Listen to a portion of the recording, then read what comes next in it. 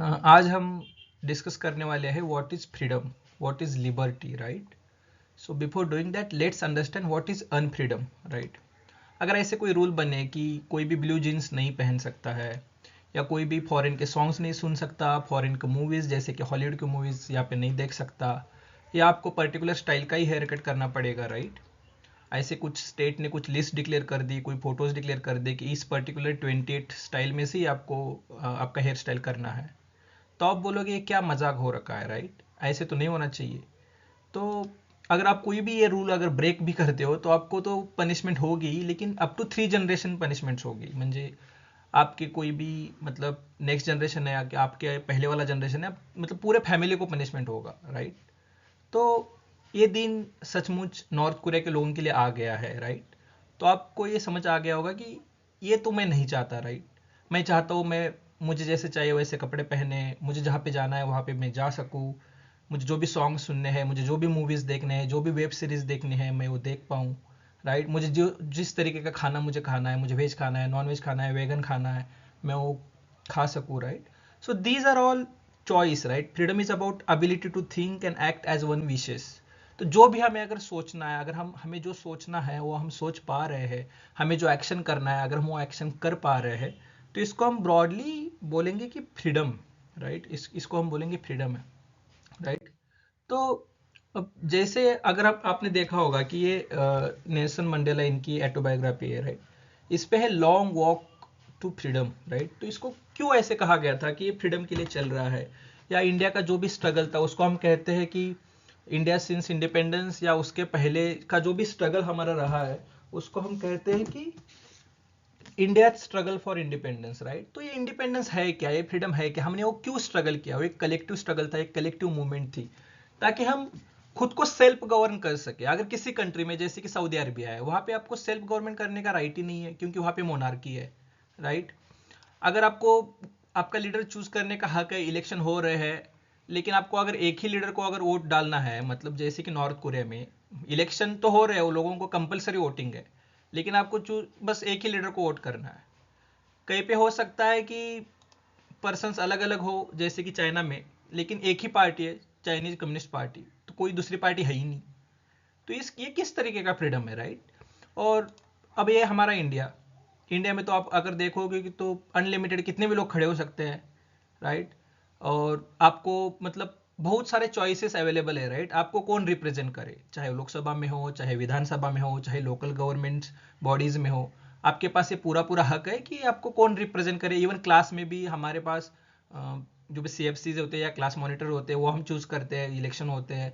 तो या university level पे स्टूडेंट इलेक्शन, यूनियन इलेक्शंस होते हैं, वर्कर्स में वर्कर यूनियंस के इलेक्शंस होते हैं, राइट। तो ये पूरा हक होता है लोगों को, कोई भी खड़ा हो सकता है, और आपके पास तो पूरा पूरा हक है कि कोई भी किसी को भी आप चूज करें।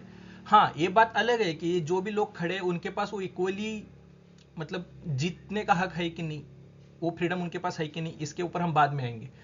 लेकिन इन जनरल ये पावर्स हमारे पास है। अब ये मैटर अलग है कि हम किस तरीके के रिप्रेजेंटेटिव चूज करते हैं। जैसे कि हम ADR का रिपोर्ट देखें तो नियरली 45% जो भी MLAs है, मतलब इंडिया में टोटल 1861 MLAs है, और उनमें से nearly 45% have declared criminal cases against them, right. और उनमें से भी 1205 जो भी पर्सन इलेक्टेड MLAs है उनके अगेंस्ट तो सीरियस चार्जेस है, जैसे कि murder, attempt to murder, kidnapping, crime against women, etcetera etcetera, right. Lok Sabha में भी देखें तो यही हाल है, राइट। तो लोकसभा में भी अगर अभी जो रिसेंटली इलेक्शन हुआ 2024 में, तो 46% MPs पे यही क्रिमिनल चार्जेस है, उसमें से भी 31% MPs पे सीवियर क्रिमिनल चार्जेस है। ये बात अलग है। लेकिन हमारे पास फ्रीडम है कि मतलब हम अब हमारे रिप्रेजेंटेटिव चूज कर सकते हैं, राइट।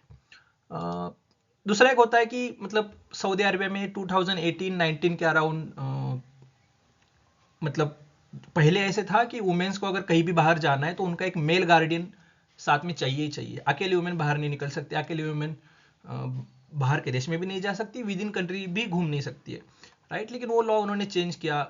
ड्राइविंग करना भी अलाउड नहीं था, तो 2019 के अराउंड ड्राइविंग वुमेन को करना अलाउड किया गया। तालिबान में देखेंगे तो अभी भी जैसे ही तालिबान का रिजिम आया, उन्होंने सेकेंडरी एजुकेशन का जो हक था वुमेन को, वो उन्होंने हटा दिया, right. They don't have right to learn now, to educate, right, to be educated. So ये सब हमें इन जनरल देखने को मिलता है, right. These are all we can say unfreedoms, right.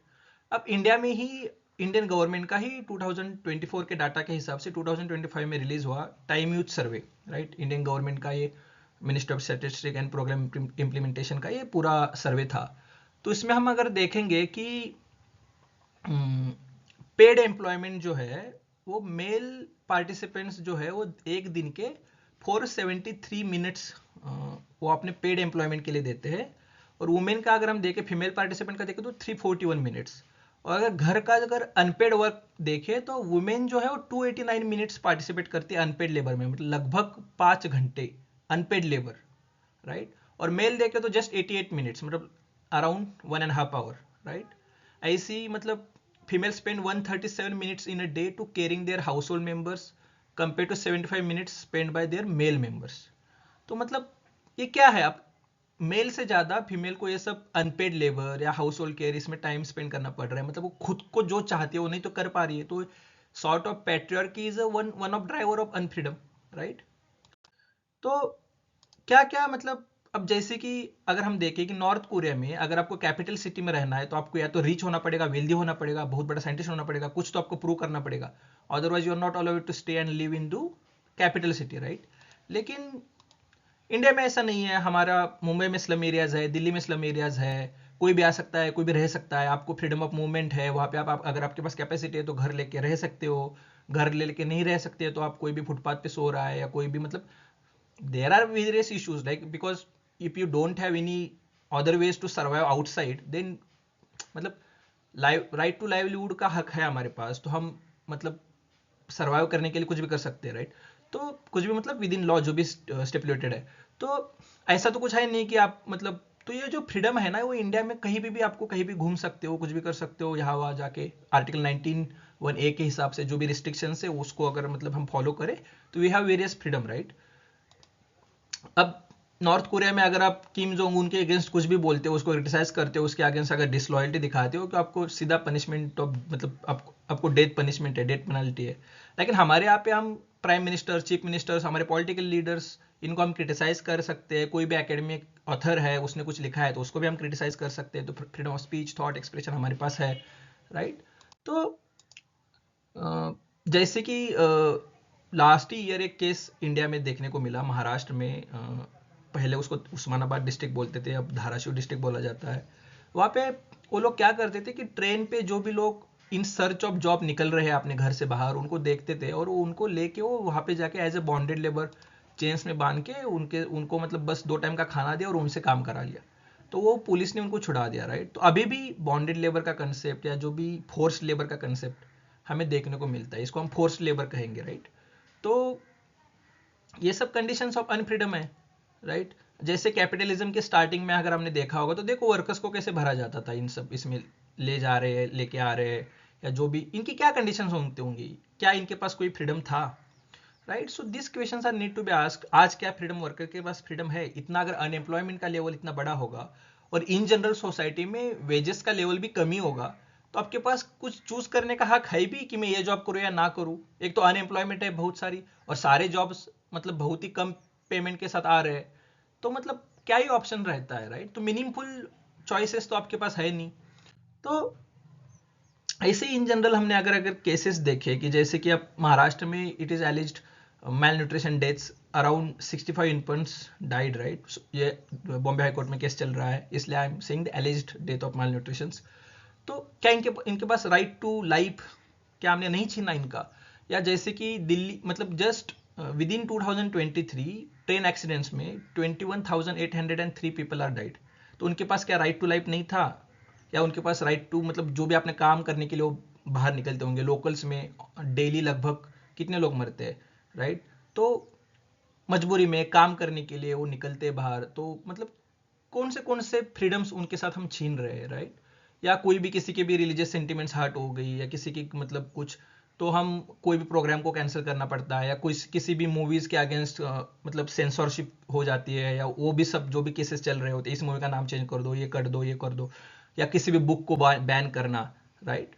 या अभी भी जो अगर हमारा ईस्टर्न कोस्ट अगर हम देखें तो वहाँ पे बहुत सारे मतलब राइजिंग सी लेवल के कारण, या कभी भी हो सकता है कोई भी साइक्लोन आ रहा है तो लोगों के ऐसे घर उजड़ रहे हैं। हमारा ये विलेज था, हमारी खेती थी, लेकिन अब वो है नहीं, पूरा समुद्र ने उसको खा लिया, राइट। तो समुद्र बढ़ रहा है, तो उनका मतलब राइट टू लाइफ, उनका जो भी फ्रीडम था, उनके जो भी लाइवलीहुड थे, वो सब हम छीन रहे हैं सॉर्ट ऑफ, मतलब हम हमें in the sense structure system या जो भी मतलब कॉजेस हो, राइट। तो क्या है फ्रीडम इन लोगों के लिए? तो आप ये सब मतलब जस्ट टू बी अवेयर कि क्या हो रहा है, राइट। तो क्या क्या ड्राइवर्स हो सकते हैं अनफ्रीडम के, राइट। पहले तो हमने देखा कि नॉर्थ कोरिया का एग्जांपल देखा, चाइना का एग्जांपल देखा, सऊदी अरबिया का एग्जांपल देखा। तो एक अथॉरिटेरियन टोटलिटेरियन रूल होना सबसे बड़ा एक रीजन हो सकता है अनफ्रीडम का। या मेजोरिटेरियनिज्म, मतलब डेमोक्रेसी है लेकिन मेजोरिटेरियन टेंडेंसीज है उसमें, किसी particular race particular religion dominate कर रही है माइनॉरिटीज के ऊपर, तो उनके लिए ये अनफ्रीडम है, राइट। सोशियो इकोनॉमिक स्ट्रक्चर्स में बहुत सारे रीजन हो सकते हैं, क्लास न्यू कॉलोनियलिज्म है, राइट। जो भी छोटे छोटे कंट्रीज है उसको बड़े बड़े कंट्रीज एमएनसीज सॉर्ट ऑफ उनके इकोनॉमिक पॉलिसीज को डिक्टेट कर रहे हैं, जैसे इंडिया के पॉलिसीज को डिक्टेट किया गया 1991 में। जो भी आईएमएफ वर्ल्ड बैंक इन्होंने जो भी डिक्टेट किया था, हमें वो स्ट्रक्चरल एडजस्टमेंट प्रोग्राम्स के थ्रू हमें वो मानना पड़ा, राइट। तो हमारा फ्रीडम तो एज अ कंट्री, हमारे सॉवरेनिटी, हमारा फ्रीडम तो मतलब था क्या वहाँ पे। तो ये भी जो भी मतलब न्यू कॉलोनियलिज्म है, राइट, जो भी हमें डिपेंडेंसी अंडर डेवलपमेंट की थियरीज में आईआर में हम जो देखते हैं, या अनरेगुलेटेड या सर्विलेंस कैपिटलिज्म मतलब क्या है? आपकी जो भी गूगल की हिस्ट्री है, आप कौन से रील्स देख रहे हो, कौन से वीडियोस देख रहे हो, आप कॉल पे कौन सा, अगर आप पर्टिकुलरली बार बार कहोगे एसी एसी लेना है मुझे, या एसी के बारे में कुछ बात करोगे तो आपको एसी के एडवर्टाइजमेंट दिखेंगे। आप कोई कुछ भी अगर आप सर्च करोगे तो आपको अमेजोन पे फ्लिपकार्ट के उस टाइप के एडवर्टाइजमेंट दिखेंगे। तो मतलब सर्विलेंस कैपिटलिज्म मतलब आपको पूरा सर्विलेंस पे रखा हुआ है, आप क्या सर्च करते हो, आप कहाँ पे जा रहे हो, कहाँ पे मूव कर रहे हो, आपका लोकेशन ट्रैक कराया जा रहा है, और उसका यूज वो डाटा वो बेच देते हैं। आप कोई भी मतलब, मैं नाम नहीं लूंगा, लेकिन किसी भी क्लास की वेबसाइट पे अगर आप विजिट भी करो तो आपको तुरंत वो क्लास कॉल आ जाएगा कि आपको, आपने हमारे वेबसाइट पे विजिट किया, आप क्या इंटरेस्टेड हो हमारे, मतलब उनको कैसे पता चला, हमने तो हमारी कोई डिटेल्स में नहीं डाली थी वहाँ पे।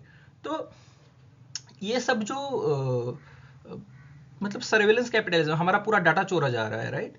और उसका यूज करके हमारे चॉइसेस को, हमारे नीड्स को, हमारे डिजायर्स को सॉर्ट ऑफ रिशेप किया जा रहा है। पैट्रियर्क के आगे हमें टाइम यूज सर्वे स्टडी में देखा, या हमारे पास वुमेन्स को क्या हक है कि वो क्या पहनना चाहती है, क्या बाहर कितना टाइम तक घूमना चाहती है, कौन सा प्रकार का जॉब करना चाहती है, कौन सा एजुकेशन वो लेना चाहती है। मतलब ऐसे होता है ना कि अगर हमारे पास इकोनॉमिकल रिसोर्सेस लिमिटेड है और मतलब दो बच्चे हैं घर में, एक मेल है एक फीमेल है, तो जनरली देखा जाता है कि मेल के एजुकेशन को ज़्यादा प्रेफरेंस दिया जाता है, तो women are made to suffer. तो ये जो पैट्रियर्की है, कास्ट सिस्टम है, राइट। अभी भी बहुत बार आपने न्यूज़ देखा होगा कि मतलब दलित मैरिजेस में बहुत बार उनको हॉर्स यूज नहीं करने दिया जाता, या वो मूछ नहीं रख सकते, तो बहुत सारे किलिंग होते हैं, ऑनर किलिंग्स होते हैं बहुत सारे।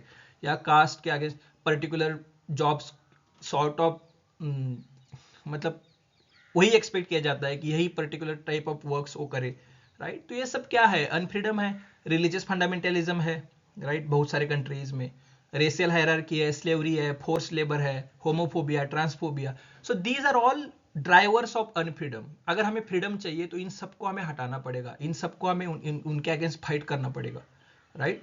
जैसे कि बी आर अम्बेडकर इनका जो बुक है एनिहिलेशन ऑफ कास्ट, तो उसमें बहुत सारे मेथड्स लिखे हुए हैं कि कास्ट को अगर हमें हटाना है तो पहले तो मतलब एंडोगामी या जो भी इंटरकास्ट मैरिजेस को हमें, पहले इंटरकास्ट मैरिजेस को हमें प्रमोट करना पड़ेगा, या हमें कॉन्टैक्ट बढ़ाना पड़ेगा एक दूसरे के बीच में, जो भी ग्रेडेड इनइक्वालिटी इसको पूरा हटाना पड़ेगा, राइट। तो ऐसे अलग अलग हमें ये सब जो भी अनफ्रीडम के स्ट्रक्चर्स है, स्ट्रक्चरल ये इशू है, और इसको हमें पहले हटाना पड़ेगा। अब हम देखते हैं कि थियोरेटिकली कंसेप्चुअली अब हम फ्रीडम को समझने का ट्राई करते हैं कि फ्रीडम, तो पहले तो बेंजामिन कॉन्स्टेंट एक स्कॉलर है, तो उसने पहले freedom, liberty of ancients and liberty of moderns ये कंसेप्ट ली थी। तो पहले तो freedom is a property of will, it is a free will, right, able to exercise choice, enjoy privileges. But जैसे हम नेचुरल साइंसेस या फंडामेंटल साइंसेस में देखते हैं कि ग्रेविटी का एक पर्टिकुलर डेफिनेशन होता है, या मैथ्स में एक पर्टिकुलर फॉर्मूला होता है, वैसे सोशल साइंसेस में we don't have any particular definition of any one concept, right? There are multiple definitions, not just one definition. तो freedom is different for libertarians, it is different from classical liberals. Modern liberals के लिए freedom different है, socialist के लिए freedom different है, Marxist लोगों के लिए फ्रीडम डिफरेंट है, राइट? फेमिनिस्ट लोगों के लिए फ्रीडम डिफरेंट है, पोस्ट कॉलोनियल लोगों के लिए फ्रीडम डिफरेंट है, एनार्किस्ट लोगों के लिए फ्रीडम डिफरेंट है. तो कोई भी कंसेप्ट के अलग अलग आइडियोलॉजीज, अलग अलग स्कूल ऑफ थॉट्स के थ्रू फ्रेमवर्क से डेफिनेशन अलग अलग हो जाते हैं. तो इस फ्रीडम, इस कंटेस्ट का सबसे बड़ा फैसिनेटिंग यही है कि सोशल साइंसेस में ऑल दिस कंसेप्ट, जस्टिस हो, इक्वालिटी हो, फ्रीडम हो, राइट्स हो, so these are all contested, essentially contested concepts, right? So we have various different meanings, right? So जैसे कि बेंजामिन कॉन्स्टेंट के लिए फ्रीडम क्या था, तो वो दो प्रकार के उसको देखता है फ्रीडम को. एक तो लिबर्टी ऑफ एंशियंट्स, तो उसमें इंपॉर्टेंट था सेल्फ गवर्नमेंट राइट्स. जैसे हम अगर देखें कि role in decision making, role in law making, public deliberation में पार्टिसिपेट कर पाना, right to depend in to court of law. तो जैसे हम मतलब अगर हम एथेंस, एरिस्टोटल, प्लेटो के टाइम पे जाए, या हम अगर रोमन किंगडम जो था उस टाइम पे, फिर equality before the law, protection of law, तो इस सेंस को में फ्रीडम को देखा गया था. ये जो फ्रीडम था ना, ये इंक्लूसिव नहीं था, क्योंकि एरिस्टोटल का राइटिंग अगर हम देखें तो उसमें स्लेव्स, वुमेन, एल्डरली लोग, चाइल्ड्स, प्रिजनर्स, इनको ये फ्रीडम नहीं था, राइट? सो एक्सक्लूसिव कंसेप्ट था ये फ्रीडम का. लेकिन it's about participation into public life, rule making, law making, judiciary का जो भी काम है इसमें पार्टिसिपेट कर पाना, ये सब फ्रीडम था. और दूसरा कंसेप्ट है कि liberty of मॉडर्न्स, it is about non interference. तो हम अगर बाद में मतलब मेडिवल टाइम में क्या हुआ कि पूरा फिर वो रिलीजियस फंडामेंटलिज्म और उसके फिर बहुत सारे इश्यूज आए, राइट? तो उसको फिर फाइट करने के लिए फिर बाद में अलग अलग मैकियावेली, या उसके बाद फिर रेनेसांस का टाइम आता है, और वो फिर जो बीच में मिडिवल एज, जिसको हम डार्क एज बोलते हैं, उसके अगेंस्ट बाद में जो liberty of मॉडर्न्स, non interference, right?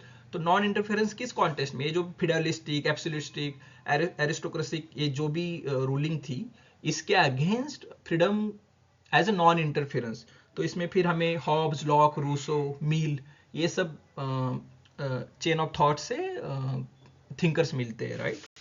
तो अगर हम देखें कि थॉमस हॉब्स, उसने लिवाइथन में, या वो फ्रीडम को कैसे देखता है, freedom as a silence of laws. तो किसी भी थिंकर को अगर हमें समझना है तो उसके पहले उसके कॉन्टेक्स्ट समझना पड़ेगा, राइट? तो हॉब्स जब लिख रहा था तो वहां पे सिविल वॉर, सिविल स्ट्राइक चल रही थी, राइट? तो किसी को नहीं पता था कि मैं भाई कल जिंदा रहूंगा कि नहीं. तो इस सेंस में वो लिवाइथन लिखता है और स्टेट को एब्सोल्यूट पावर देता है, ताकि एटलीस्ट लोगों की राइट टू लाइफ को प्रिजर्व किया जा सके, सिक्योरिटी को प्रिजर्व किया जा सके. उस सेंस में ये बोलता है कि हमें पूरा अपना जो भी हक थे वो सब देने हैं स्टेट को, राइट? हमारे पास बस प्रिजर्वेशन का राइट होगा. तो इस सेंस में freedom is a silence of law, right? So and in broadly absence of external interference, coercion, if a person is free if they are not physically or legally hindered. इस sense से Hobbs freedom को देखता है, right? उसके बाद फिर law का आया था. हॉब्स का जो कॉन्टेक्स्ट था वो सिविल स्ट्राइप, सिविल वॉर, सब मतलब ये सब चल रहा था. लेकिन लॉक का जो कॉन्टेक्स्ट है ना, ग्लोरियस रिवोल्यूशन, तो peaceful transfer of power from monarchy to the democracy Britain में, ये सब था. तो वो ह्यूमन नेचर को बहुत ही ऑप्टिमिस्टिकली देखता है. Humans are cooperative, they are peace living, they want stability, right? They are good. तो इस सेंस में ये स्टेट ऑफ नेचर और इसको देखता है. तो इसके लिए लॉ के लिए फ्रीडम इज मतलब freedom in a society is freedom under establishment of law. तो जहां पे लॉ है वहां पे लिबर्टी है, वहां पे फ्रीडम है. तो लॉ एक्चुअली फ्रीडम को हिंडर नहीं करता है, लॉ फ्रीडम को एक्सपांड करता है, एनलार्ज करता है, राइट? तो इस सेंस में ये लॉ जो है वो फ्रीडम को देखता है. और फिर बाद में ऑन लिबर्टी में जेएस मिल फ्रीडम को कैसे देखता है, वो फिर self regarding action, other regarding action, and फिर हार्म प्रिंसिपल लेके आता है, राइट? तो जो भी सेल्फ रिगार्डिंग एक्शन है जिसका इम्पैक्ट बस मेरे ऊपर होने वाला है, वहां पे स्टेट को या किसी भी मेजोरिटेरियन टेंडेंसीज को एज अ सोसाइटी, वो बोलता है कि आपकी लिबर्टी के दो थ्रेड्स हो सकते हैं. एक तो स्टेट, उसका जो भी लॉज है, और दूसरा है majoritarian tendencies in a society. तो ये दो थ्रेड्स है आपकी लिबर्टी, आपकी फ्रीडम के ऊपर. तो सेल्फ रिगार्डिंग एक्शंस में तो इन दोनों का कोई भी इंटरफेरेंस नहीं होना चाहिए. जिसका इम्पैक्ट बस मेरे ऊपर हो रहा है, राइट। लेकिन अदर रिगार्डिंग एक्शन से जिसका इम्पैक्ट बाकी के लोगों को भी थोड़ा बहुत हो रहा है, वहां पे स्टेट आ सकता है, राइट। सो वहीं पे बस बाकी लोगों को अगर हार्म हो रहा है तो ही स्टेट का इंटरफेरेंस अलाउड है, अदरवाइज स्टेट ने इंटरफेरेंस नहीं करना चाहिए। इस टाइप का ये पूरा जेएस मिल का लिखना हमें देख, जैसे इसका एग्जाम्पल ले ले तो मैं दिन में म्यूजिक सुन सकता हूँ, मुझे जैसे चाहे वैसे म्यूजिक में मेरे रूम में सुन रहा हूँ, राइट। लेकिन मैं अगर उसका वॉल्यूम इतना बढ़ा दूँ कि लोग आजू बाजू के लोग सो ही नहीं पा रहे, तो वहां पे तो स्टेट आएगा ना। जैसे कि हमारे यहाँ पे रूल्स होते हैं, राइट, रात में 10 बजे के बाद आप बड़े डीजे सिस्टम डॉल्बी नहीं लगा सकते हो, लोगों को डिस्टर्ब नहीं कर सकते, क्योंकि उनका राइट टू स्लीप का क्या। तो मतलब अगर मैं मेरे रूम में उसका आवाज बस मुझे आ रहा है, मैं एंजॉय कर रहा हूँ, तब तक तो ठीक है, राइट। रात में मैं 2 बजे बजाऊँ, 1 बजे बजाऊँ, कोई इशू नहीं है, मैं मेरे रूम में मैं सुन रहा हूँ। लेकिन अगर मैं उसका आवाज इतना बढ़ा दूं कि आजू बाजू के लोगों को डिस्टर्ब हो रहा है, तो वो सेल्फ रिगार्डिंग उनको हार्म पहुंच रहा है, तो वहां पे स्टेट आ सकता है। फिर स्टेट रूल बनाता है कि आवाज का लेवल इतना होना चाहिए। अगर आप किसी हॉस्पिटल के पास से पास हो रहे हो, किसी स्कूल के पास से पास हो रहे हो, तो वहां पे आप बड़े बड़े सिस्टम नहीं बजा सकते हो, या क्योंकि वहां पे डिस्टर्ब नहीं कर सकते। तो इस टाइप के लॉज जब आते हैं तो ये सेल्फ रिगार्डिंग और अदर रिगार्डिंग एक्शन के थ्रू हम इसको देख सकते हैं, राइट। रूसो क्या बोलता है कि रूसो के लिए freedom is obedience to the general will, right. So force seem to be free, इस सेंस में वो देखता है कि वो बोलता है कि हर एक में एक मतलब खुद के जो नैरो इंटरेस्ट है उसको छोड़ के एक कॉमन इंटरेस्ट है, उसको हमें उसकी तरफ हमें जाना चाहिए, राइट। सो प्राइवेट सेल्फिश जो भी हमारे व्हील्स है उसको छोड़ के जो भी general wheel, good wheel, common good, इसकी तरफ जब हम जाएंगे और उसके लिए जो भी रूल्स हम एज अ कम्युनिटी अडॉप्ट करते हैं उसको जब हम फॉलो करेंगे, वही लिबर्टी है, right. So obedience to the law, ये फ्रीडम है रूसो के लिए, right. Man is born free and everywhere he is in chains, ये वो उसने क्रिटिसाइज किया था मोस्टली जब वो बोलता है कि मतलब आप 5 साल में बस एक बार आपको इलेक्शन में जाके वोट देते हो, फिर 5 साल आपको रूल किया जाता है, तो this is not a freedom, right. This is a you are in change, right. So वहाँ पे कोई भी किसी को रिप्रेजेंट नहीं कर सकता, सबको पार्टिसिपेट करना है रूल मेकिंग, लॉ मेकिंग में। तो सबको खुद को रिप्रेजेंट करना है, कोई भी किसी और को रिप्रेजेंट नहीं कर सकता, राइट। सो इस सेंस में रूसो लिखता है, right. So what are the dimensions of liberty, right? So first is civil liberties are there, right? You have freedom of movement, of thought and expression, faith and worship, freedom of establishing your own association, peacefully assembling, right? freedom to assembly है, fair trial होना चाहिए, equality before the law है, तो these are all civil liberties, right? There are some political liberties, आप election में खड़े हो सकते हो, आप वोट कर सकते हो। So to be represented in decision making bodies, to influence the decisions of this decision making bodies. ऐसा नहीं कि आप पार्टिसिपेट तो कर रहे हो लेकिन कोई और मतलब डोमिनेशन फैक्टर है वहाँ पे। तो इसका पर्पज यही है पॉलिटिकल लिबर्टीज का, सिविल लिबर्टीज का, कि state should be responsible, constitutional authority होनी चाहिए, राइट। ओवर आर्किंग बहुत ज़्यादा पावर्स नहीं होनी चाहिए स्टेट के पास, तो स्टेट को कंस्ट्रेंट रिस्ट्रेंट करके रखना है। इकोनॉमिक लिबर्टी है, इकोनॉमिक लिबर्टीज में यहाँ पे बस दो ऐसे थॉट्स आ जाते हैं एक दूसरे के अगेंस्ट। जैसे कि लिबर्टेरियंस होंगे वो बोलेंगे, या जो भी कैपिटलिस्ट को सपोर्ट करते हैं वो बोलेंगे कि एंगेजिंग मतलब freedom to secure maximum profit. लेकिन जो सोशलिस्ट होंगे, जो पॉजिटिव लिबरल्स होंगे, या जो मार्क्सिस्ट होंगे, वो बोलेंगे कि मतलब reasonable terms, prices, quality, rent, ये सब स्टेट को थोड़ा बहुत रेगुलेट करना चाहिए। और मार्क्सिस्ट होंगे वो तो बोलेंगे पूरा कैपिटलिज्म को हटाना ही चाहिए। तो सो एंगेजिंग इन गेनफुल ऑक्यूपेशन और सर्विस, ये हो सकती है इकोनॉमिक लिबर्टी। ये डायमेंशंस ऑफ लिबर्टी देखिए, उसके अलग अलग लेवल भी हो सकते हैं कि इंडिविजुअल के लिए फ्रीडम क्या है। जैसे हमने अगर देखा कि हमारा जो भी स्ट्रगल था, वो इंडिपेंडेंस के लिए जो स्ट्रगल था, वो India as a nation free होने के लिए था, राइट। सो तो ये एक नेशन लेवल पे फ्रीडम की कंसेप्ट थी कि हमें किसी कोई और बाहर की अथॉरिटी रूल कर रही है और हमारे पास खुद को रूल करने का, खुद को गवर्न करने का हक नहीं है, तो उसको चाहिए। इसके लिए वो फिर स्ट्रगल था, फिर हमने वो स्ट्रगल लड़ा, उसके बाद हमने खुद के लिए कॉन्स्टिट्यूशन अडॉप्ट किया, और जो भी हमारे कॉन्स्टिट्यूशनल प्रिंसिपल्स थे उसको हम फॉलो कर रहे हैं अभी। तो ये नेशनल लेवल पे फ्रीडम का मूवमेंट, तो ये फिर यहाँ पे हो या साउथ अफ्रीका में जो नेल्सन मंडेला और अपार्थाइड रिजिम के अगेंस्ट जो भी फ्रीडम मूवमेंट था, तो ये नेशनल लेवल पे फ्रीडम का कंसेप्ट क्या है। तो वहाँ पे फिर खुद की सॉवरेनिटी, टेरिटोरियल इंटीग्रिटी को प्रोटेक्ट कर पा रहे हैं नेशन। तो कभी बार ऐसे हो सकता है कि आपकी टेरिटोरियल इंटीग्रिटी तो है लेकिन आपके पास सॉवरेनिटी नहीं है। जैसे कि कोई भी एमएनसीज आपकी पॉलिसीज को डिक्टेट कर रहा है, कोई यूएन हो या कोई भी जैसे ईयू हो तो यूरोपियन नेशंस में जितने भी कंट्रीज होंगी, ईयू ने जो भी पॉलिसीज अडॉप्ट की वो डिक्टेट कर रहा है सॉर्ट ऑफ छोटे छोटे कंट्रीज जो भी होंगी, या वर्ल्ड ट्रेड ऑर्गेनाइजेशन हो, आईएमएफ हो, वर्ल्ड बैंक हो। तो ये तो उस पर्टिकुलर कंट्री के पास, अगर कंट्री यूएस जैसी है, कोई स्ट्रांग कंट्री है, तो वो नहीं मानेंगी, राइट। लेकिन जैसे कि यूएस ने सीधा बैकअप कर दिया, राइट, यूनेस्को से किया या डब्ल्यूएचओ में वो अब नहीं फंड करेगा, या पता नहीं जो भी कर रहा है। तो छोटी छोटी कंट्रीज होती है जो जिनके पास पावर नहीं होती, तो इनको तो मानना पड़ता है डिक्टेट्स, राइट। तो वो एज अ कंट्री हमारे पास कितना फ्रीडम है, कोलोनियलिज्म तो हट गया, लेकिन क्या न्यू कोलोनियलिज्म के अंडर हम रह रहे हैं?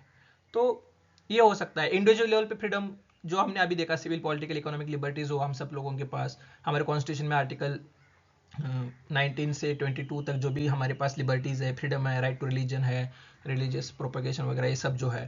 तो इंडिविजुअल लिबर्टीज तो हम डिस्कस कर ही रहे हैं। और एक होता है कम्युनिटी लेवल पे फ्रीडम है कि नहीं है, राइट। तो वहाँ पे फिर मल्टीकल्चरल राइट्स और फिर ये सब वहाँ पे आ जाता है, राइट। तो एज अ कम्युनिटी कितनी फ्रीडम है आपके पास, तो वहाँ पे बहुत बार क्लैश देखने को मिलता है। कम्युनिटी को फ्रीडम देंगे उनको खुद को गवर्न करने का, तो फिर ये इंडिविजुअल, उस कम्युनिटी में जो भी इंडिविजुअल्स है, जो भी वुमेन्स है, उनके पास वो फ्रीडम है क्या? फिर कम्युनिटी के डिक्टेट्स उनको फॉलो करने पड़ेंगे। तो ये सब क्लैश भी देखने को मिलते हैं हमें बहुत बार, right. So as a nation जब हम फ्रीडम की बात करते हैं, तो नेशन खुद को प्रोटेक्ट करने के लिए, खुद की टेरिटोरियल इंटीग्रिटी को प्रोटेक्ट करने के लिए बहुत बार जो अलग अलग नेशनलिटीज की डिमांड होती है उनको सप्रेस करता है।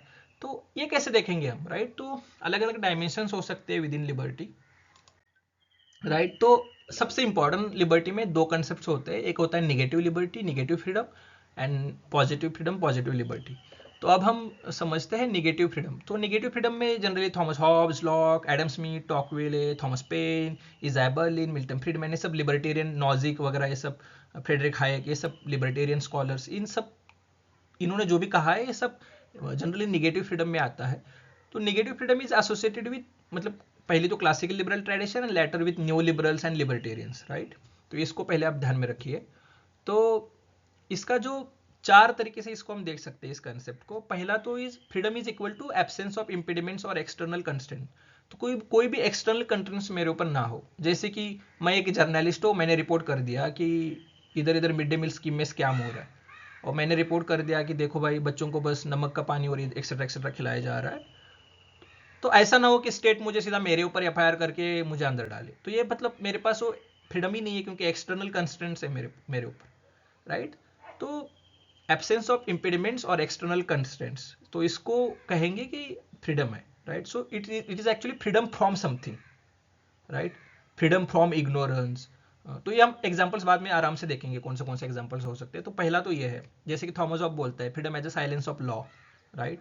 या लॉक बोलता है law does not restrict liberty as much as it enlarge it. तो इनका जो भी कहा हुआ है, आइडिया ऑफ चॉइस, तो हमारे पास सच में चॉइसेस है कि नहीं, वो चॉइस जो है वो मतलब वॉलंटियरिंग, या वो चॉइस जो है वो सच में चॉइस होनी चाहिए। ऐसे नहीं है कि आपके पास बस एक ही चॉइस है, कोई अल्टरनेटिव ही नहीं है, right. It is a linked to idea of privacy. तो जनरली क्या होता है कि जो क्लासिकल लिबरल्स है ना, ये डिस्टिंग्विश करते हैं public life and private life में। पब्लिक लाइफ तो आपको पता है कि मैं बाहर जा रहा हूँ, मैं वर्क कर रहा हूँ, या मैं पार्लियामेंट है, या जो भी डिसीजन लिए जा रहे हैं पब्लिक डोमेन में, हाँ, तो इसको पब्लिक लाइफ बोलते हैं। और जो प्राइवेट मतलब फैमिली लाइफ है, हमारे पर्सनल जो रिलेशंस है, लव केयर जो भी है, तो यहाँ पे वो बोलते हैं ये प्राइवेट लाइफ है, यहाँ पे स्टेट का कोई भी इंटरफेरेंस नहीं चाहिए। अगर स्टेट ने यहाँ पे इंटरफेरेंस किया तो हमारे पास लिबर्टी नहीं है। ये होता है पब्लिक प्राइवेट डिस्टिंक्शन। उसको फिर फेमिनिस्ट लोग आते हैं, उसको आड़े आते लेंगे, पूरा पूरा बोलेंगे कि ये सब क्या मजाक चल रहा है, क्योंकि सबसे ज़्यादा वायलेंस अगर कहीं होता है तो प्राइवेट लाइफ में होता है। वहाँ पे डोमेस्टिक वायलेंस होता है, वहाँ पे मैरिटल रेप होता है, या यहाँ पे पैट्रियार्की है, वो एक पावर स्ट्रक्चर है, वो सब वुमेन्स के नीड्स डिज़ायर्स उसको प्रोटेक्ट, मतलब उसके ऊपर इम्पैक्ट कर रहा है, राइट। तो ये सब मतलब ये डिस्कशन डिबेट वहाँ पे आ जाता है, right. So it is based on conception of human individuals and rationality. तो सब ह्यूमंस में एक रैशनल कैपेबिलिटीज़ है, उनको पता है खुद के सेल्फ इंटरेस्ट क्या है, और उसके हिसाब से वो खुद डिसीजंस लेते हैं। तो स्टेट को या किसी भी पैट्रियार्कल इंस्टीट्यूट को या किसी भी पैट्रियार्क को गाइडेंस नहीं करना चाहिए किसी को, वो खुद देख लेंगे जो भी करना है। तो क्योंकि वो खुद अपने मिस्टेक से सीख जाएंगे, उनमें उनमें वो कैपेबिलिटी है। तो सेल्फ डेवलपमेंट जो है वो कभी भी इम्पोज नहीं की जा सकती। It can only arise through voluntary actions, right. So हर एक में एक रैशनल कैपेसिटीज है, तो उसमें ये बिलीव करते हैं, right. So liberty is a freedom of individuals to express his personality without external hindrances, कोई भी एक्सटर्नल हिंड्रेंसेस नहीं होने चाहिए, राइट। तो ये सब नेगेटिव फ्रीडम का ओवरऑल कंसेप्ट है। लिबर्टेरियंस होंगे बहुत सारे, पर तो मतलब वो थोड़ा देखेंगे कि state as a necessary evil, मतलब स्टेट तो चाहिए, ऐसा नहीं बोलेंगे कि स्टेट बिल्कुल ही हटा दो, क्योंकि फिर कुछ कुछ राइट्स प्रोटेक्ट करने के लिए, राइट टू प्रॉपर्टी है, राइट टू लिबर्टी है, ये जो भी राइट टू लाइफ है, ये सब प्रोटेक्ट करने के लिए, लॉ एंड ऑर्डर मेंटेन करने के लिए, अगर आपको ये लोग मार्केट को सपोर्ट करेंगे, तो मार्केट के लिए सबसे इंपॉर्टेंट सोसाइटी में पीस चाहिए, तो ही ट्रेड हो पाएगा। वॉर चल रहा है तो थोड़ी ना ट्रेड हो पाएगा। तो स्टेट जरूरी है, एक नेसेसरी इविल है, जैसे थॉमस पेन बोलता है द राइट्स ऑफ मैन में। तो जैसे फ्रेडरिक हायेक है, राइट। तो हायेक उसका एक बुक था द कॉन्स्टिट्यूशन ऑफ लिबर्टी, उसमें वो बोलता है कि फ्रीडम फ्रॉम कंस्ट्रेंट या एब्सेंस ऑफ कोअर्शन, इसको वो बोलता है कि ये फ्रीडम है। तो रोड टू सबडम भी उसने लिखा हुआ है कि कोई भी वेलफेयर स्टेट या प्रोग्रेसिव टैक्सेशन, टैक्सेशन मतलब इट इज अ सबडम, मतलब स्लेवरी है, वो स्टेट हमारे हक का पैसा छीन रहा है, ऐसे वो देखते हैं इस तरफ, राइट। मिल्टन फ्रीडमैन होंगे, वो बोलेंगे the absence of coercion of man by his fellow man, तो इसको फ्रीडम बोलता है। कोई भी मतलब फेलो मैन से कोई भी हमारे फ्रीडम के ऊपर गदा नहीं आनी चाहिए। इन इज कैपिटलिज्म इन फ्रीडम, जो उन्होंने बुक लिखा था। एनार्किस्ट यूटोपिया नॉजिक भी इसी लाइन ऑफ थॉट पे बोलता है कि ऑल जो इनइक्वालिटीज है वेल्थ एंड पावर में, these are product of individual differences within their talent merits. ऐसा नहीं है कि फिर स्टेट आए बीच में इंटरफेयर करे, रीडिस्ट्रीब्यूट करे, नहीं नहीं, हर एक का मेरिट टैलेंट अलग है, उस हिसाब से उसने जो भी मिल रहा है वो उसका मतलब पूरा है। कर्मा थ्योरी के आगे जैसा, मतलब कि मतलब वो लोग गरीब है क्योंकि वो लेजी है, वो कुछ काम नहीं कर रहे, उनके पास कोई मेरिट नहीं है, उनके पास कोई टैलेंट नहीं है, इसलिए वो गरीब है। और जो भी लोग मेहनती है, हार्ड वर्किंग है, उनके पास मेरिट है, उनके पास टैलेंट है, स्किल्स है, वो लोग बहुत अच्छे कर रहे हैं, रिच है, तो स्टेट को इन लोगों से, रिच लोगों के पास से टैक्स लगा के पैसा लेके इनको बांटने का कोई हक नहीं है, स्टेट का कोई इंटरफेरेंस नहीं होना चाहिए। अब इसको अगर आप क्रिटिकली देखोगे तो यार, तो फिर कोल माइंस में भी 12-12 14 घंटे लोग काम करते हैं, क्या वो हार्ड वर्किंग नहीं है? तो इनको क्या वेजेस दिए जा रहे हैं, क्या मिल रहा है उनको, उनकी लाइफ क्यों नहीं अच्छी हो रही? तो ये सब बहुत हम इसको क्रिटिसाइज कर सकते हैं, लेकिन वो बाद में हम देखेंगे। इंपॉर्टेंट थिंग कराता है बर्लिन, जो कि नेगेटिव लिबर्टी, पॉजिटिव लिबर्टी, और नेगेटिव लिबर्टी को बोलता है फ्रीडम फ्रॉम, जो हमने पहले भी देखा अभी, राइट। तो इसके क्या क्या एग्जाम्पल्स हो सकते हैं नेगेटिव फ्रीडम के? जैसे कि फ्रीडम ऑफ स्पीच है, तो ये ऐसे देखेंगे कि फ्रीडम फ्रॉम स्टेट सेंसरशिप या स्टेट प्रोसिक्यूशन, जैसे कि किसी जर्नलिस्ट को अंदर नहीं डालना चाहिए, या कोई भी जर्नलिस्ट है जो कोई करप्शन को बाहर निकाल रहा है, कोई कॉर्पोरेट करप्शन को बाहर निकाल रहा है और उसको ही मार दिया। जैसे कि बहुत सारे जर्नलिस्ट की आपने देखा होगा कि मतलब बस्तर में भी एक जर्नलिस्ट को मारा गया, उसने कुछ करप्शन बाहर निकाला था, या अभी उत्तराखंड में भी, या देखने को मिलता है मेन जनरल, राइट। यूपी में देखने को मिलता है, बहुत सारे स्टेट्स में देखने को मिलता है। तो फ्रीडम फ्रॉम स्टेट सेंसरशिप और prosecution from expressing views, right, या फ्रीडम फ्रॉम पुलिस और government arbitrarily baking up on peaceful unarmoured assembly. तो पीसफुल प्रोटेस्ट चल रहा है, जैसे कि प्रोटेस्ट चल रहा है कि अभी अच्छी हवा हो, दिल्ली में प्रोटेस्ट चल रहा है एयर पोल्यूशन के अगेंस्ट, और उनको मतलब भगा दिया वहां से, उनको मतलब जेल में डाल दिया या उनके ऊपर केस कर दिया, ये सब मतलब नहीं होना चाहिए, राइट। तो सबसे बड़ा मजाक यही है कि आपको स्टेट के अगेंस्ट प्रोटेस्ट करना है और स्टेट से ही परमिशन ले लो। भाई मैं तुम्हारे अगेंस्ट प्रोटेस्ट कर रहा हूँ और मैं तुमसे परमिशन मांग रहा हूँ, मतलब ये क्या है, right. Freedom from unlawful arrest, जैसे कि freedom from being detained without being informed, जैसे कि आर्टिकल 22 में हमें देखने को मिलता है, राइट, कि 24 आवर्स में आपको कोर्ट में लेके जाना है, आपको खुद का वकील हायर करने का आपके पास हक है, आप कॉल करके बता सकते हो कि मुझे अरेस्ट किया गया है, अपने फैमिली मेम्बर्स को, या उनको भी आपको एफआईआर पूरा आपको चार्जशीट मिलेगी कि आपको किस मतलब क्यों क्यों हमने अरेस्ट किया है, राइट। तो ये सब है कि freedom from being detained without being informed, या freedom from being compelled to work against one's will, right. इसको हम फोर्स लेबर बोलेंगे, जैसे हमने अभी वो धाराशिव उस्मानाबाद का केस देखा, राइट। वहाँ पे उनको मतलब अलग अलग जगहों से रेलवे स्टेशन से उठाया गया था और जॉब का झांसा दे के उनको वहाँ पे फोर्स लेबर की तरह चेन में बांध के रखा हुआ था, पूरा दिन काम करो, 2 टाइम का खाना खाओ। ये सब अभी भी हो रहा है, राइट। तो मतलब अभी भी in the sense modern age में भी ये हो रहा है, मतलब पुलिस ने उसको क्रैक कर दिया, उसको मतलब उनको छुड़ा लिया, वो बात अलग, लेकिन हो रहा था, यही सिंपल है कि अब जैसे कि राइट टू प्राइवेसी को हम देखेंगे कि फ्रीडम फ्रॉम स्टेट और प्राइवेट सर्वेलेंस, जैसे कि हमने देखा ना कि सर्वेलेंस कैपिटलिज्म, वो हर कुछ देख रहे हैं, आप क्या देख रहे हो, कौन से रील पे, कौन से इमेज पे आप कितना टाइम स्पेंड कर रहे हो, उस हिसाब से फिर इको चैम्बर जैसे वो आपको मतलब एल्गोरिदम ही बता रहा है आपको नेक्स्ट ये वीडियो देखना, ये रील देखना, ये रील। आप खुद थोड़ी ना चूज कर रहे हो कि मुझे ये रील देखना है, ये वीडियो देखना है, वो मतलब नेक्स्ट नेक्स्ट नेक्स्ट नेक्स्ट करते जा रहे हो बस। तो एल्गोरिदम सेट कर रहा है आपको क्या देखना है, आपके पास फ्रीडम है ही नहीं चूज करने का, राइट। वो एडवर्टाइजमेंट दिखा रहा है वहाँ पे सब, उस एडवर्टाइजमेंट को देख के आप चीज़ें बाय कर रहे हो, तो कौन सा फ्रीडम है आपके पास, राइट। जैसे कि freedom from state interference in the practice and propagation of one's own religion. अब वहाँ पे यही है कि मतलब, लेकिन ये जैसे कि हमारे पास एक रीजनेबल रिस्ट्रिक्शंस है हमारे कॉन्स्टिट्यूशन में, ऐसे नहीं कि मतलब कुछ भी आप प्रैक्टिस करो। फिर सती प्रथा भी थी, राइट, तो उसके अगेंस्ट तो स्टेट को लॉ बनाना पड़ेगा। शबरीमला टेम्पल में वुमेन्स को एंट्री नहीं थी, तो उसके अगेंस्ट तो कोर्ट को आना पड़ेगा बाहर। या जो भी ट्रिपल तलाक हो रहा था, मतलब ये क्या है, मतलब कैसे बोले, कौन सा जमाना चल रहा है आप, मतलब वुमेन की क्या मतलब वहाँ पे सेल्फ रिस्पेक्ट डिग्निटी है, राइट। तो इसलिए कोर्ट को फिर आना पड़ा, इसको हटाना पड़ा। तो ये सब जो भी हमारे प्रोविजंस थे, right. Freedom to travel abroad, so freedom from government arbitrarily impounding citizen passport, किसी का भी पासपोर्ट ऐसा नहीं छीन सकते, उसको हक है बाहर जाने का, राइट।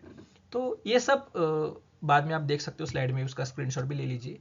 तो फ्रीडम फ्रॉम सोशल और state discrimination based on caste, right, etcetera etcetera. So these are all examples of negative freedom, right. So freedom from family और community coercion, dictation regarding whom one marriage. तो ऐसे नहीं होना चाहिए कि फिर honour killing हो रहे हैं, राइट। मैं अगर चूज कर रहा हूँ मुझे किसके साथ शादी करनी है, और अगर मेरे घर वालों को नहीं पसंद आया, इंटरकास्ट हो रहा है, कुछ हो रहा है, तो वो फिर ऑनर किलिंग हो रहा है। अभी जस्ट रिसेंटली कल ही नांदेड़ में एक हादसा हुआ, राइट, महाराष्ट्र में नांदेड़ डिस्ट्रिक्ट में, राइट। तो ये विद इन इंट्राकास्ट भी है, मतलब ऐसे भी तो होता ही कि so called upper caste and मतलब लोअर कास्ट, इनमें शादी हो रही तो भी ऑनर किलिंग्स हो रहे हैं। और विद इन दलित कम्युनिटी भी अलग अलग कास्ट है, इनमें भी अगर मैरिजेस हो रहे तो भी ऑनर किलिंग हो रहे। तो मतलब वो पूरा ऑनर ऑनर किलिंग में कुछ ऑनर तो बचा ही नहीं है, मतलब उनको यही नहीं समझ आता है भाई कौन सा ऑनर कर रहे हो आप, पता नहीं। तो ये सब जो भी ऐसे नहीं होना चाहिए कि मतलब आपको आपको फ्रीडम है, मतलब आप एकदम 80 की स्पीड पे गाड़ी चलाए और बाकी लोगों को ठोक दे, right. So freedom from any other vehicle or obstacle blocking your path, right, on a public road. या freedom from censorship, freedom from threats, freedom from an employer physically or legally forcing you to stay once your contract terms are made. Freedom from social religious group dictating what must you eat, right. ऐसे ऐसे होता है ना बहुत बार कि किसी particular कोई festival चल रहा है तो भाई सब सब नॉनवेज के शॉप मतलब बंद रख दो। ये मतलब कुछ कोई और ही डिक्टेट कर रहा है हम क्या खाए क्या नहीं खाए, तो ये नहीं होना चाहिए। तो ये सब these are all things freedom from something. अब देखो कि इसको कैसे वर्ड किया गया है, फ्रेम किया गया है, freedom from something, freedom from ignorance, etcetera etcetera. तो ये सब होता है निगेटिव फ्रीडम। इसको अगर हम ऐसा फ्री करें कि एक तो हम बोलेंगे फ्रीडम फ्रॉम इग्नोरेंस, इसको हम बोलेंगे निगेटिव फ्रीडम। अगर हम ऐसे बोलेंगे राइट टू एजुकेशन, इसको हम बोलेंगे पॉजिटिव फ्रीडम, क्योंकि वहां पे स्टेट का रोल आ जाता है आपको एजुकेशन देने में, राइट। तो यहाँ पे भी स्टेट का रोल आ जाता है लेकिन इतना नहीं। तो अब हम देखते हैं पॉजिटिव फ्रीडम क्या है, राइट। तो इजाया बर्लिन ने जो लिखा था कि टू कंसेप्ट ऑफ लिबर्टी, इसमें वो पॉजिटिव फ्रीडम को बोलता है freedom to, right, being one's own master. तो freedom to do something, right. तो यहाँ पे पॉजिटिव लिबर्टी क्या इंप्लाई करती है कि state can make intervention for betterment of life. तो यहाँ पे स्टेट का रोल आ जाता है, राइट। क्योंकि कैपिटलिज्म आया उसके बाद फिर वर्कर्स का जो भी हाल हुआ वो सबने देखा, राइट। फिर उसमें फिर मार्क्सिज्म की थ्योरी आई, जो भी हुआ। तो इसको कहीं तो टेम करने की जरूरत थी, अदरवाइज ये पूरा फिर लिबरल थॉट को ही चैलेंज किया जाता, कैपिटलिज्म को ही चैलेंज किया जाता है। तो वहाँ पे फिर पॉजिटिव लिबरल्स आते हैं जिसको हम मॉडर्न लिबरल्स भी बोलते हैं। जेएस मिल को हम एज अ ब्रिज देखते हैं इन दोनों के बीच में, क्लासिकल और मॉडर्न के बीच में।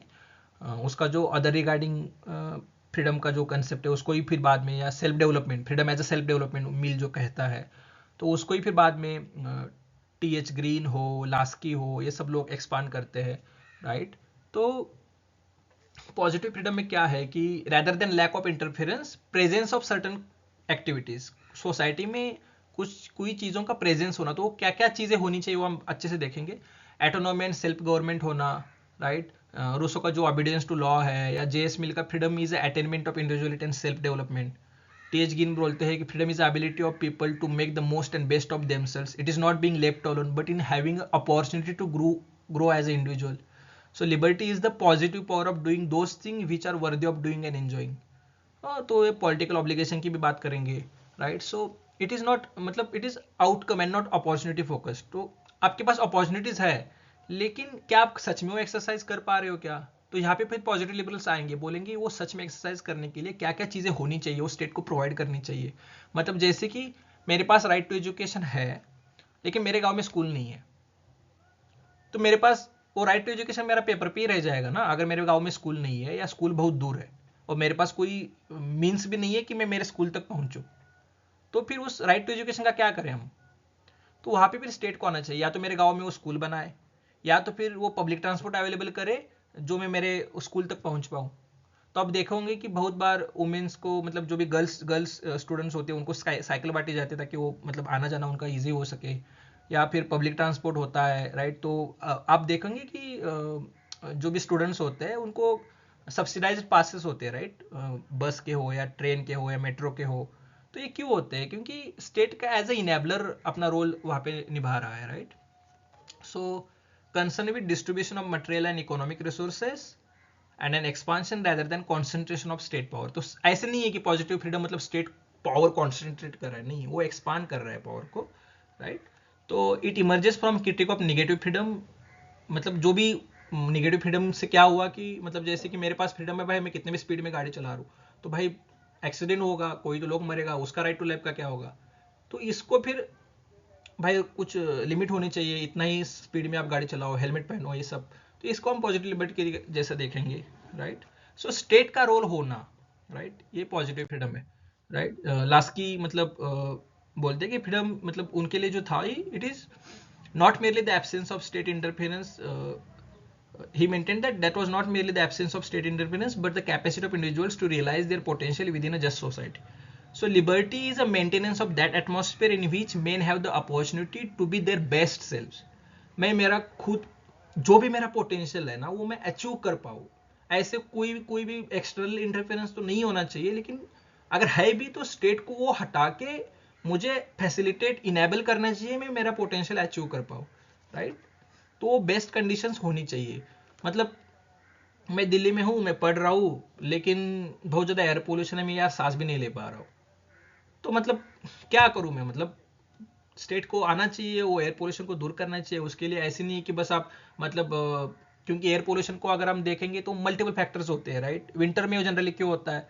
क्योंकि फिर वो नीचे की हवा एकदम ठंडी होती है, बीच में गर्म रहती है, फिर ऊपर और ठंडी, तो ये सब पूरा बीच में सैंडविच जैसा हो जाता है, और पूरा साल भर का जो भी पोल्यूशन आपने किया हुआ होता है वो सारा हवा नीचे फेंक देती है, राइट। तो उसी इसलिए फिर उसी टाइम मतलब पूरे साल में जितना भी पोल्यूशन हुआ है, जो भी मतलब वर्टिकली वो ऊपर गया है ऊपर के लेयर में, वो सब नीचे आ जाता है। ऐसे नहीं है कि बस उसी टाइम स्टेबल बर्निंग हो रहा है और यही हो रहा है इसलिए वो पोल्यूशन हो रहा है। इसके लिए आपको पूरे 1-2 साल एफर्ट्स करने पड़ेंगे। तो स्टेट को आना चाहिए भाई बीच में और एफर्ट्स करके, जैसे बीजिंग ने कर दिखाया। बीजिंग में भी यही कंडीशंस थे, लेकिन उन्होंने 5 साल 6 साल के रोड मैप बना के एक्शंस लेके उसको, अभी उनका AQI 25 के अराउंड रहता है और हमारा AQI कभी कभी 1400 1700 तक भी कभी कभी जाता है। मतलब 300 तो हमारे लिए नॉर्मल हो गया है। तो इन कंडीशंस में कैसे जी पाएंगे, कैसे सांस ले पाएंगे, हेल्थ का क्या होगा, राइट। मैं पढ़ अच्छे से पाऊंगा कि नहीं, क्या मेरे पास वो कंडीशंस है? तो ये मतलब यहाँ पे फिर वो अपॉर्चुनिटीज, वो कंडीशंस होनी चाहिए, वो एटमॉस्फेयर होना चाहिए, राइट। तो ग्रीन का जो कंसेप्ट है, freedom is not a negative, it is a positive, right. तो it is against this classical liberal notion of liberties. Charles Taylor communitarian scholar है, तो वो भी उसको बोलेंगे कि इट इज़ अ दो तरीके से देखते हैं। एक अपॉर्चुनिटी कंसेप्ट ऑफ फ्रीडम जिसको नेगेटिव लिबर्टी बोलते हैं, और एक होता है एक्सरसाइज कंसेप्ट ऑफ फ्रीडम, उसको पॉजिटिव लिबर्टी बोलते हैं। तो वो सपोर्ट करेंगे एक्सरसाइज कंसेप्ट ऑफ फ्रीडम को। क्या मैं सच में मेरे व्हील्स, मेरे एक्शन को एक्सरसाइज कर पा रहा हूँ, राइट। तो ये सेल्फ रियलाइजेशन की तरफ लेके जाएंगे हमें, राइट। तो ये होता है। मार्क्स के लिए क्या था? Ability to express creatively.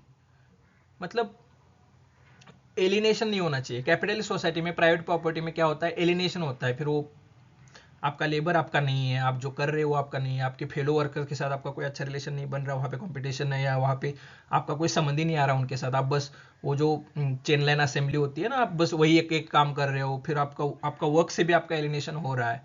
तो 4 स्टेजेस वो एलिनेशन है, उसको दूर करने के लिए पूरा प्राइवेट प्रॉपर्टी को एबोलिश करना पड़ेगा, कैपिटलिज्म को एबोलिश करना पड़ेगा। फिर बाद में क्लासेस ही एबोलिश हो जाएंगे। क्लासेस ही जब एबोलिश हो जाएंगे तो स्टेट की कोई नीड ही नहीं है, state will be wither away, then there will be will be having a freedom. To express yourself creatively, right. तुम्हें जो करना है वो तुम मतलब उस टाइप खुद को एक रियलाइज कर पाओगे। तो इस सेंस में फ्रीडम मतलब ये नहीं है कि आप कुछ पी रहे हो, कुछ ड्रिंकिंग या प्रोक्रिएटिंग या ईटिंग, ये तो मतलब एनिमल्स भी करते हैं, राइट, ड्वेलिंग, तो वो नहीं है फ्रीडम। Freedom is a ability to express creatively, right. तो it is a self realisation sort of humanistic freedom, उस तरीके से फ्रीडम को देखेंगे। Herbert Marcuse in one dimensional man, वो उन्होंने ऐसे लिखा था कि capitalist through mass communication, mass media, हमारे मतलब प्रोडक्शन को तो वो कंट्रोल कर ही रहे हैं, प्रोडक्शन सप्लाई को तो वो कंट्रोल कर ही रहे हैं, लेकिन हमारे जो नीड्स होते हैं, डिजायर्स होते हैं, उसको भी वो मैनिपुलेट कर रहे हैं, राइट। उसको हम बहुत अच्छे से आगे वाली स्लाइड्स में देखेंगे कि वो कैसे मैनिपुलेट कर रहे हैं हमारे डिजायर्स और नीड्स को, राइट। वो फिर एरोज एंड सिविलाइजेशन में वो उसको सॉल्यूशंस देते हैं कि इसको हम कैसे हटाएं, राइट। एक डेमोक्रेटिक कम्युनिटी होनी चाहिए, उस तरीके से फिर क्या क्या होना चाहिए सब वो एरोज एंड सिविलाइजेशन में लिखते हैं।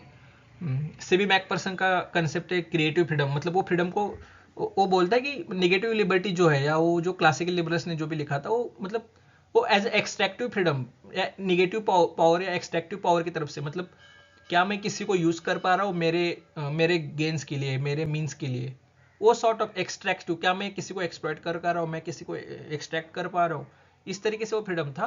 फ्रीडम ऐसे नहीं होना चाहिए, freedom is a creative freedom, positive concept, it freedom as a development, उस तरीके से सिबी मैकपर्सन ने लिखा हुआ हमें। So real freedom can be exercised through developmental power as distinguished from extractive power. Developmental power requires proper development of one's own human potentialities and their application to one's own self-appointed goals, while extractive power involves making use of others' potentialities for serving one's own ends.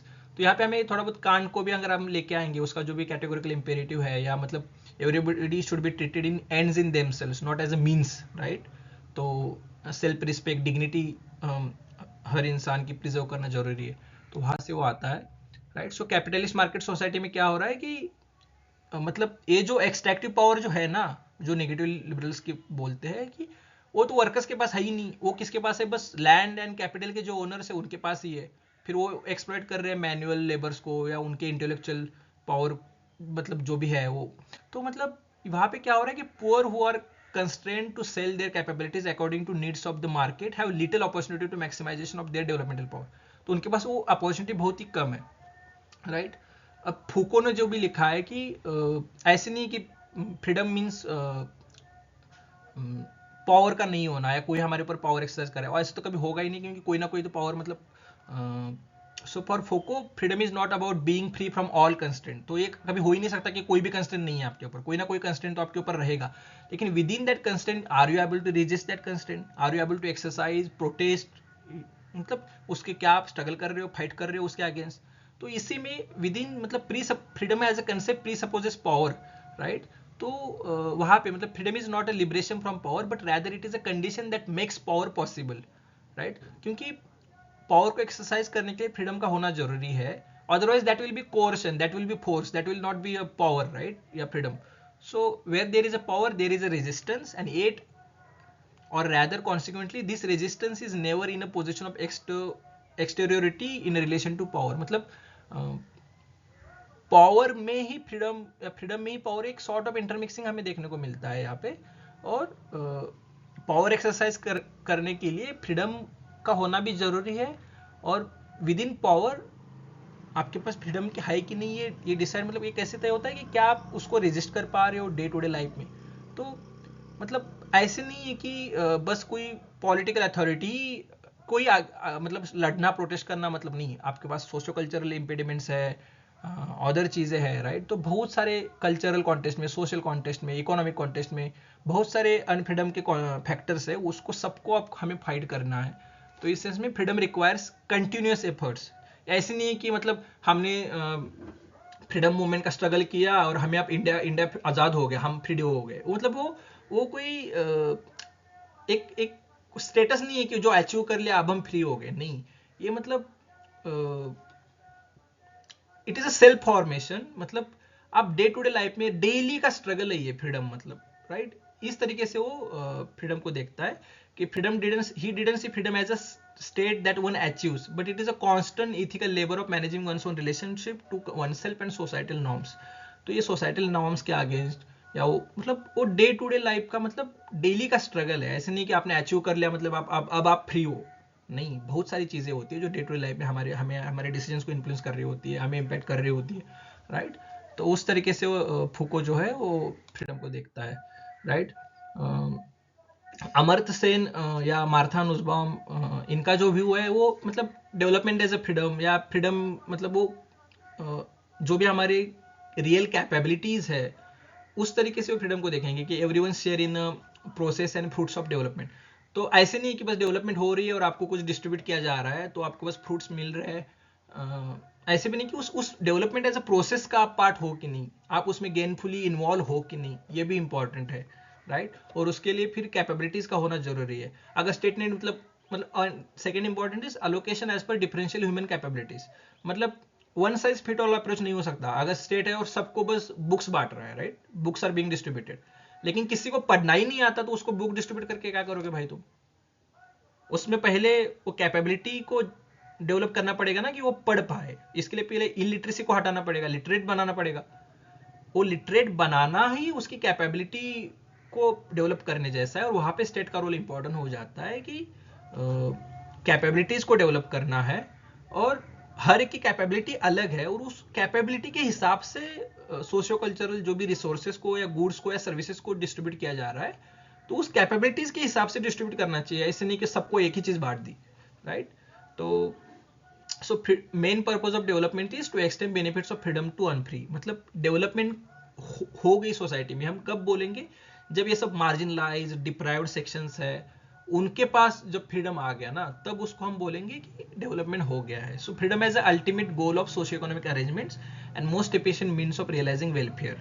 तो welfare को realise करने के लिए freedom का होना जरूरी है क्योंकि वो फिर अथॉरिटेरियन स्टेट में जो भी डेवलपमेंट हो रहे हैं वो वहाँ पे फ्रीडम है नहीं, वो सच में वो डेवलपमेंट है कि नहीं वो भी नहीं पता. क्योंकि इसका वो एग्जांपल देते हैं कि जैसे कि कॉलोनियल टाइम्स में फेमाइंस का होना कितना फ्रिक्वेंट था, लेकिन इंडिया जैसे इंडिपेंडेंस हो गया तब के उसके बाद फेमाइंस और उस फेमाइंस भी आए होंगे लेकिन डेथ्स नहीं हुए हमारे यहाँ पे.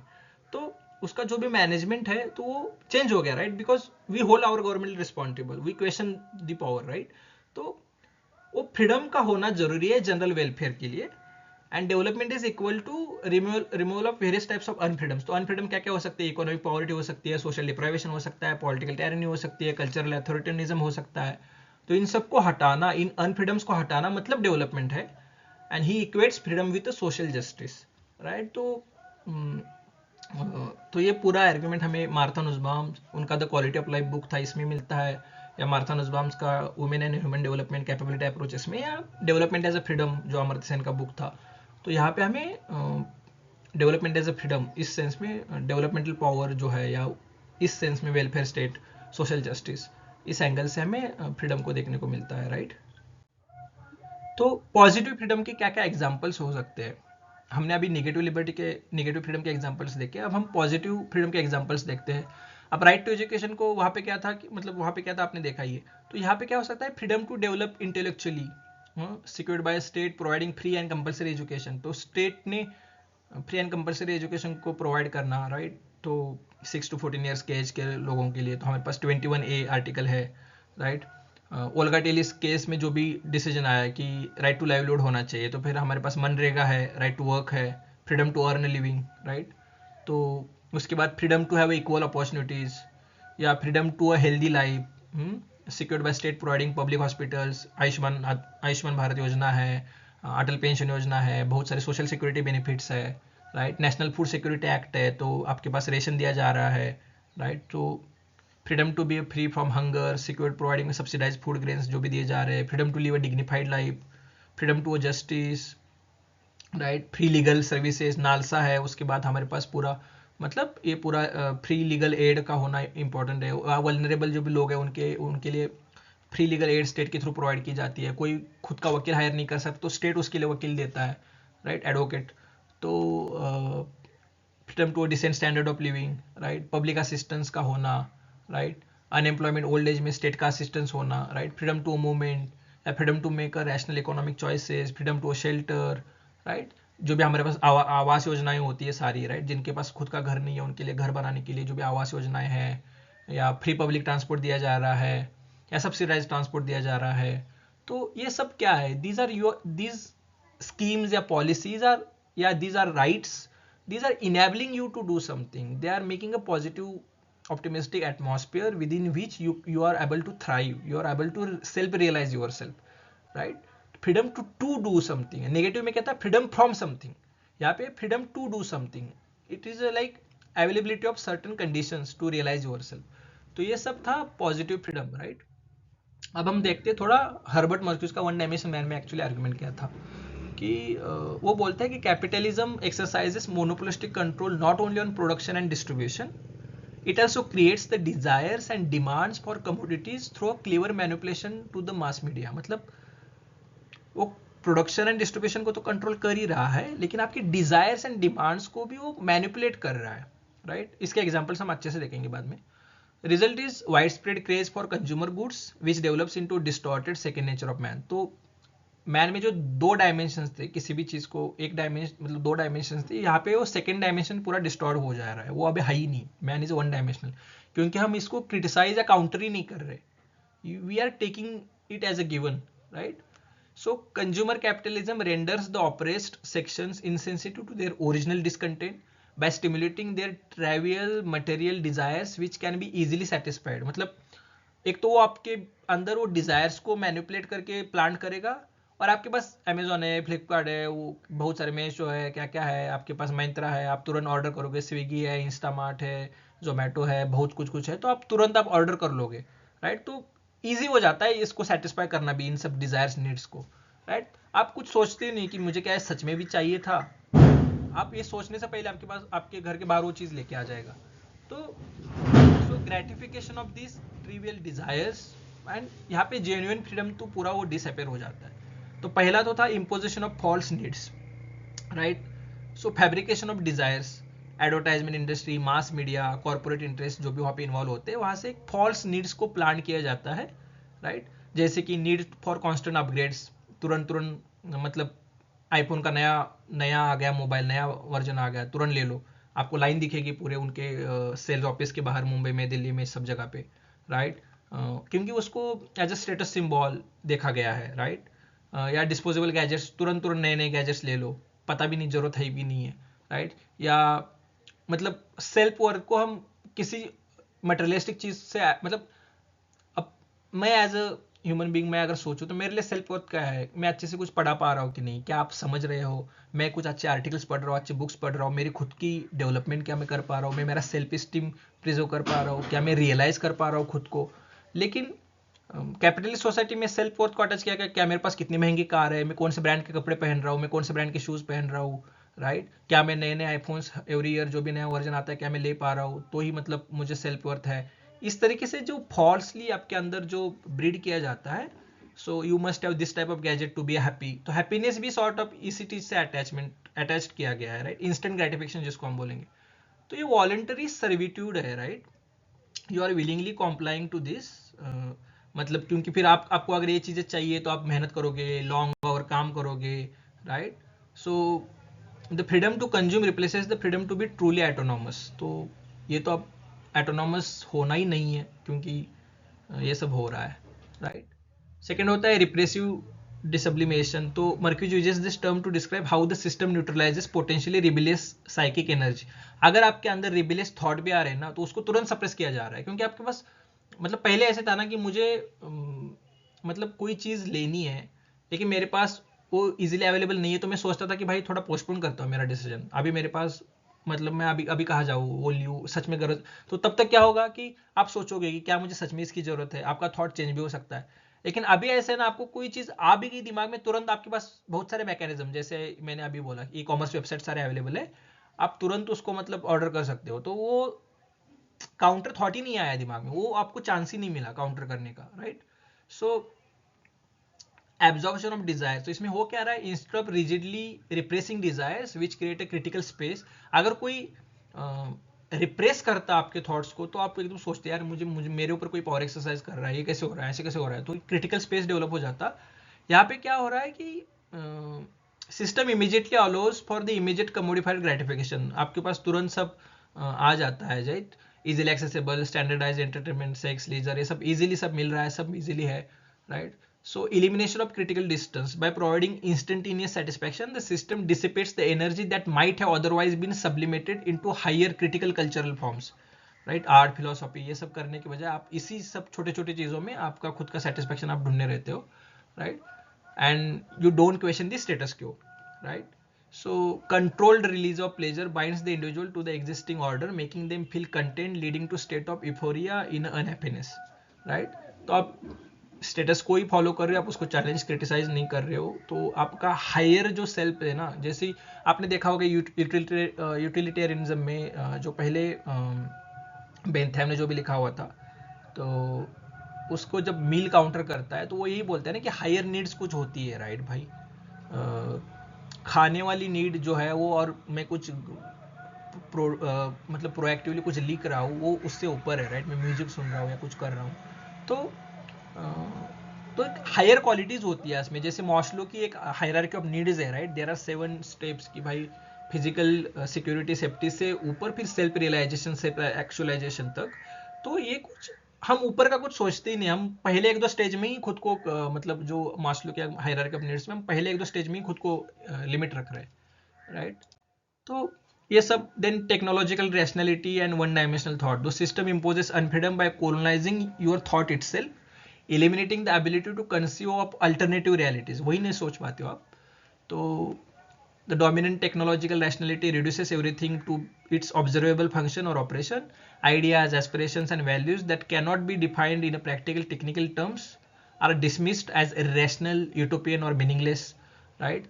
Loss of negative thinking. Critical thought requires the ability to compare what is with and what could be, right? The one-dimensional universe of discourse eliminate this negative thinking, ensuring that the individual thoughts and language only affirm the established reality. अब established reality को आप criticize ही नहीं करते, कुछ अलग सोचते ही नहीं।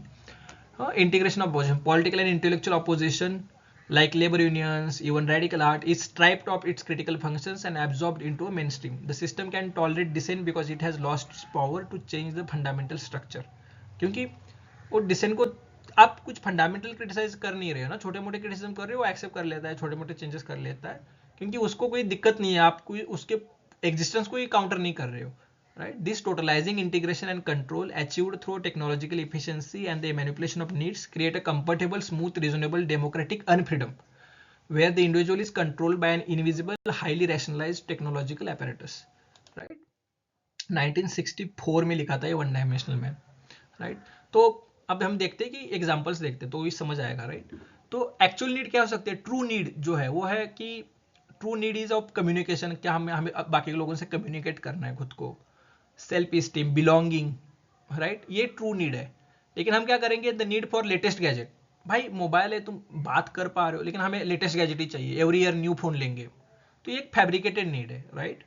सच में नीड क्या थी? कम्युनिकेट में कर पा रहा हूँ कि नहीं, मैं लोगों से बिलोंगिंग की जो है ना, मैं लोगों से कनेक्ट कर पा रहा हूँ कि नहीं, ये थी, right. So freedom is only the choice between, यहाँ पे क्या होगा मतलब ये अनफ्रीडम कैसे है? क्योंकि it is a choice between just communities, brand A versus brand B, not the freedom to question the very system that maintains this obsolescence and endless spending.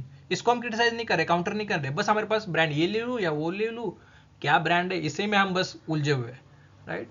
Then the second is the true need is for esteem and recognition, हमें recognition चाहिए society में, हमें खुद का self esteem preserve करके रखना है, right. लेकिन हम इसको किसके साथ अटैच कर लिया? The need for status symbols, luxury car, design clothes, branded clothes, नए नए एकदम ब्रांडेड मोबाइल, इसके साथ, मतलब ये मेरे पास होंगे तो ही मेरा रिकग्निशन है मेरे सोसाइटी में, इसके साथ हमने अटैच कर लिया, right. So individual gain social acceptance but at a cost of alienating labour, working long straight for hours to afford this symbols.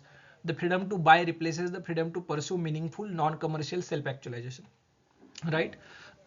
सच में ट्रू नीड क्या हो सकती है? Authentic leisure, creative rejuvenation. लेकिन हम क्या कर रहे हैं? रिपीटेटिव रिलैक्सेशन, वही binge watching, standardize media, mass recreation, right.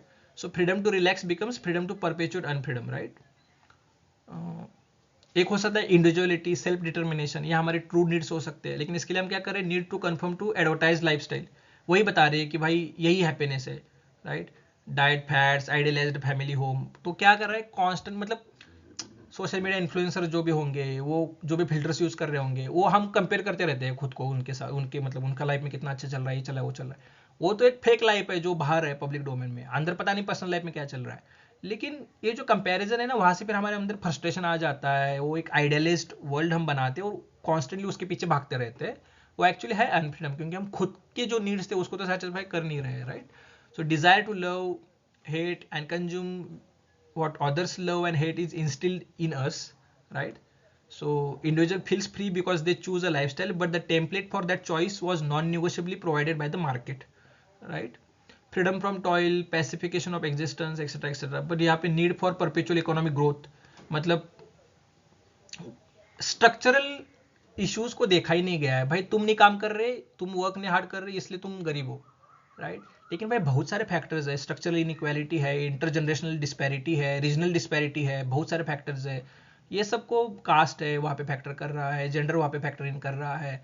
इसको कुछ काउंटर ही नहीं किया गया, बस तुम्हारे अंदर कुछ कमियां है, तुम्हारे अंदर मेरिट नहीं है, तुम्हारे अंदर ये नहीं है, वगैरह वगैरह। सो ये सब हो जाता है। तो इस तरीके से वन डायमेंशनल मैन है, मतलब वो कभी उसके अंदर जो क्रिटिकल अल्टरनेटिव नेगेटिव चैलेंजिंग जो भी था वो सब है ही नहीं, वन डायमेंशनल हो गया है बस। तो ये हर्बर्ट मर्क्यूज लिखता है। अब हम डिस्कस करते हैं हमारे कॉन्स्टिट्यूशन में क्या क्या फ्रीडम के जो जो भी आर्टिकल्स होंगे, वो हमारे कॉन्स्टिट्यूशन में क्या क्या आर्टिकल्स दिए गए हैं, राइट। तो इन ब्रीफ हम डिस्कस करेंगे इसको कि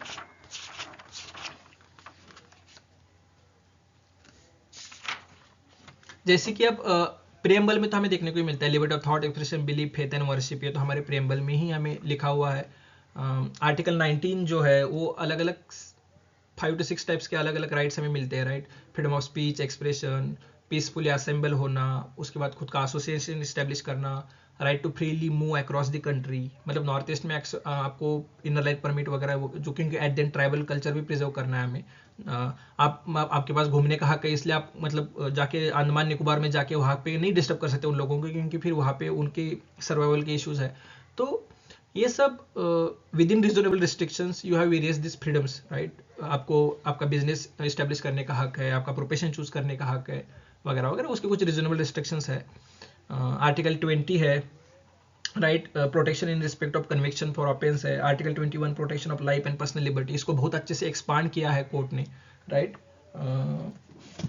हमने अगर एक्सपांशन देखा उसका कि जैसे कि आर्टिकल 21 में अभी right to live with human dignity, right to decent environment including pollution free water, air and protection against hazardous industries, ये सब हक है हमारा, फंडामेंटल राइट है। लेकिन क्या वो फॉलो हो रहा है कि नहीं पता नहीं, आपको नहीं हो रहा है।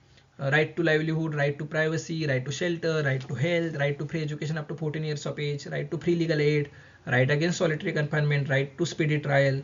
क्या स्पीडी ट्रायल हो रही है? बहुत सारे लोग, ट्रायल भी नहीं चालू हो रही, हजारों लोग जेल में पड़े हुए हैं, right.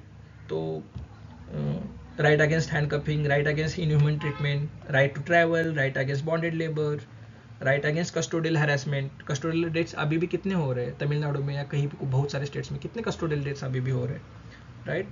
Right to emergency medical care, right to timely medical treatment in government hospital, right not to be driven out of state, right to fair trial, right of prisoners to have necessities of life, right to information, right to reputation, right to family pension, right to social and economic justice and empowerment. These are all part of article 21. उसको जो supreme court ने आया, high courts ने अलग अलग तरीके से interpret किया, उसको एक्सपांड किया, वो सब मैं बता रहा हूँ।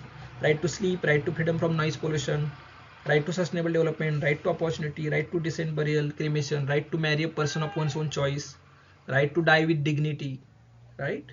सो ये सब राइट्स हमें आर्टिकल 21 में मिले हुए हैं, राइट। राइट टू एजुकेशन तो पता ही, हमने डिस्कस भी किया अच्छे से। Protection against arrest and detention in certain, preventive detention, वहाँ पे क्या क्या रूल्स वगैरह फॉलो होना चाहिए, सब वहाँ पे लिखा हुआ है आर्टिकल 22 में, राइट। उसके बाद फिर आर्टिकल 25 में हमें रिलीजियस फ्रीडम्स मिले हुए हैं, right. Freedom of conscience and free profession, practice and propagation of religion, article 25 में मिला हुआ है रिलीजन के regarding. Freedom to manage religious affairs 26 में है, right. So freedom as a payment of as to payment of taxes for promotion of any particular religion, तो state आपके tax लगा के आपसे पैसा लेके किसी एक पर्टिकुलर रिलीजन को प्रमोट नहीं कर सकता है, right. So freedom as to attendance at religious, किसी भी गवर्नमेंटल एडेड गवर्नमेंट के स्कूल्स में आपको किसी एक पर्टिकुलर रिलीजन्स के इंस्ट्रक्शंस नहीं दिए जाएंगे, right. So these are all freedoms, rights, right, you have. DPSPs में भी कुछ कुछ राइट्स हमें देखने को मिलते हैं, अल्दो उसके अगेंस्ट आप कोर्ट में नहीं जा सकते कि स्टेट ने फुलफिल नहीं किया, क्योंकि these are all non justiciable rights, लेकिन these are fundamental to the governance of countries, ऐसे कॉन्स्टिट्यूशन इटसेल्फ कहता है, राइट। तो जैसे हमने देखा कि आर्टिकल 38 में state to secure social order for the promotion and welfare of the people, तो वेलफेयर स्टेट का होना, राइट, ये 38 बताता है, राइट। 39 में certain principles of policy to be followed by state, तो कौन सी प्रिंसिपल पॉलिसीज होने चाहिए 39 में बताया है, तो हम देखते हैं 39 में कौन सी पॉलिसीज दी है, राइट।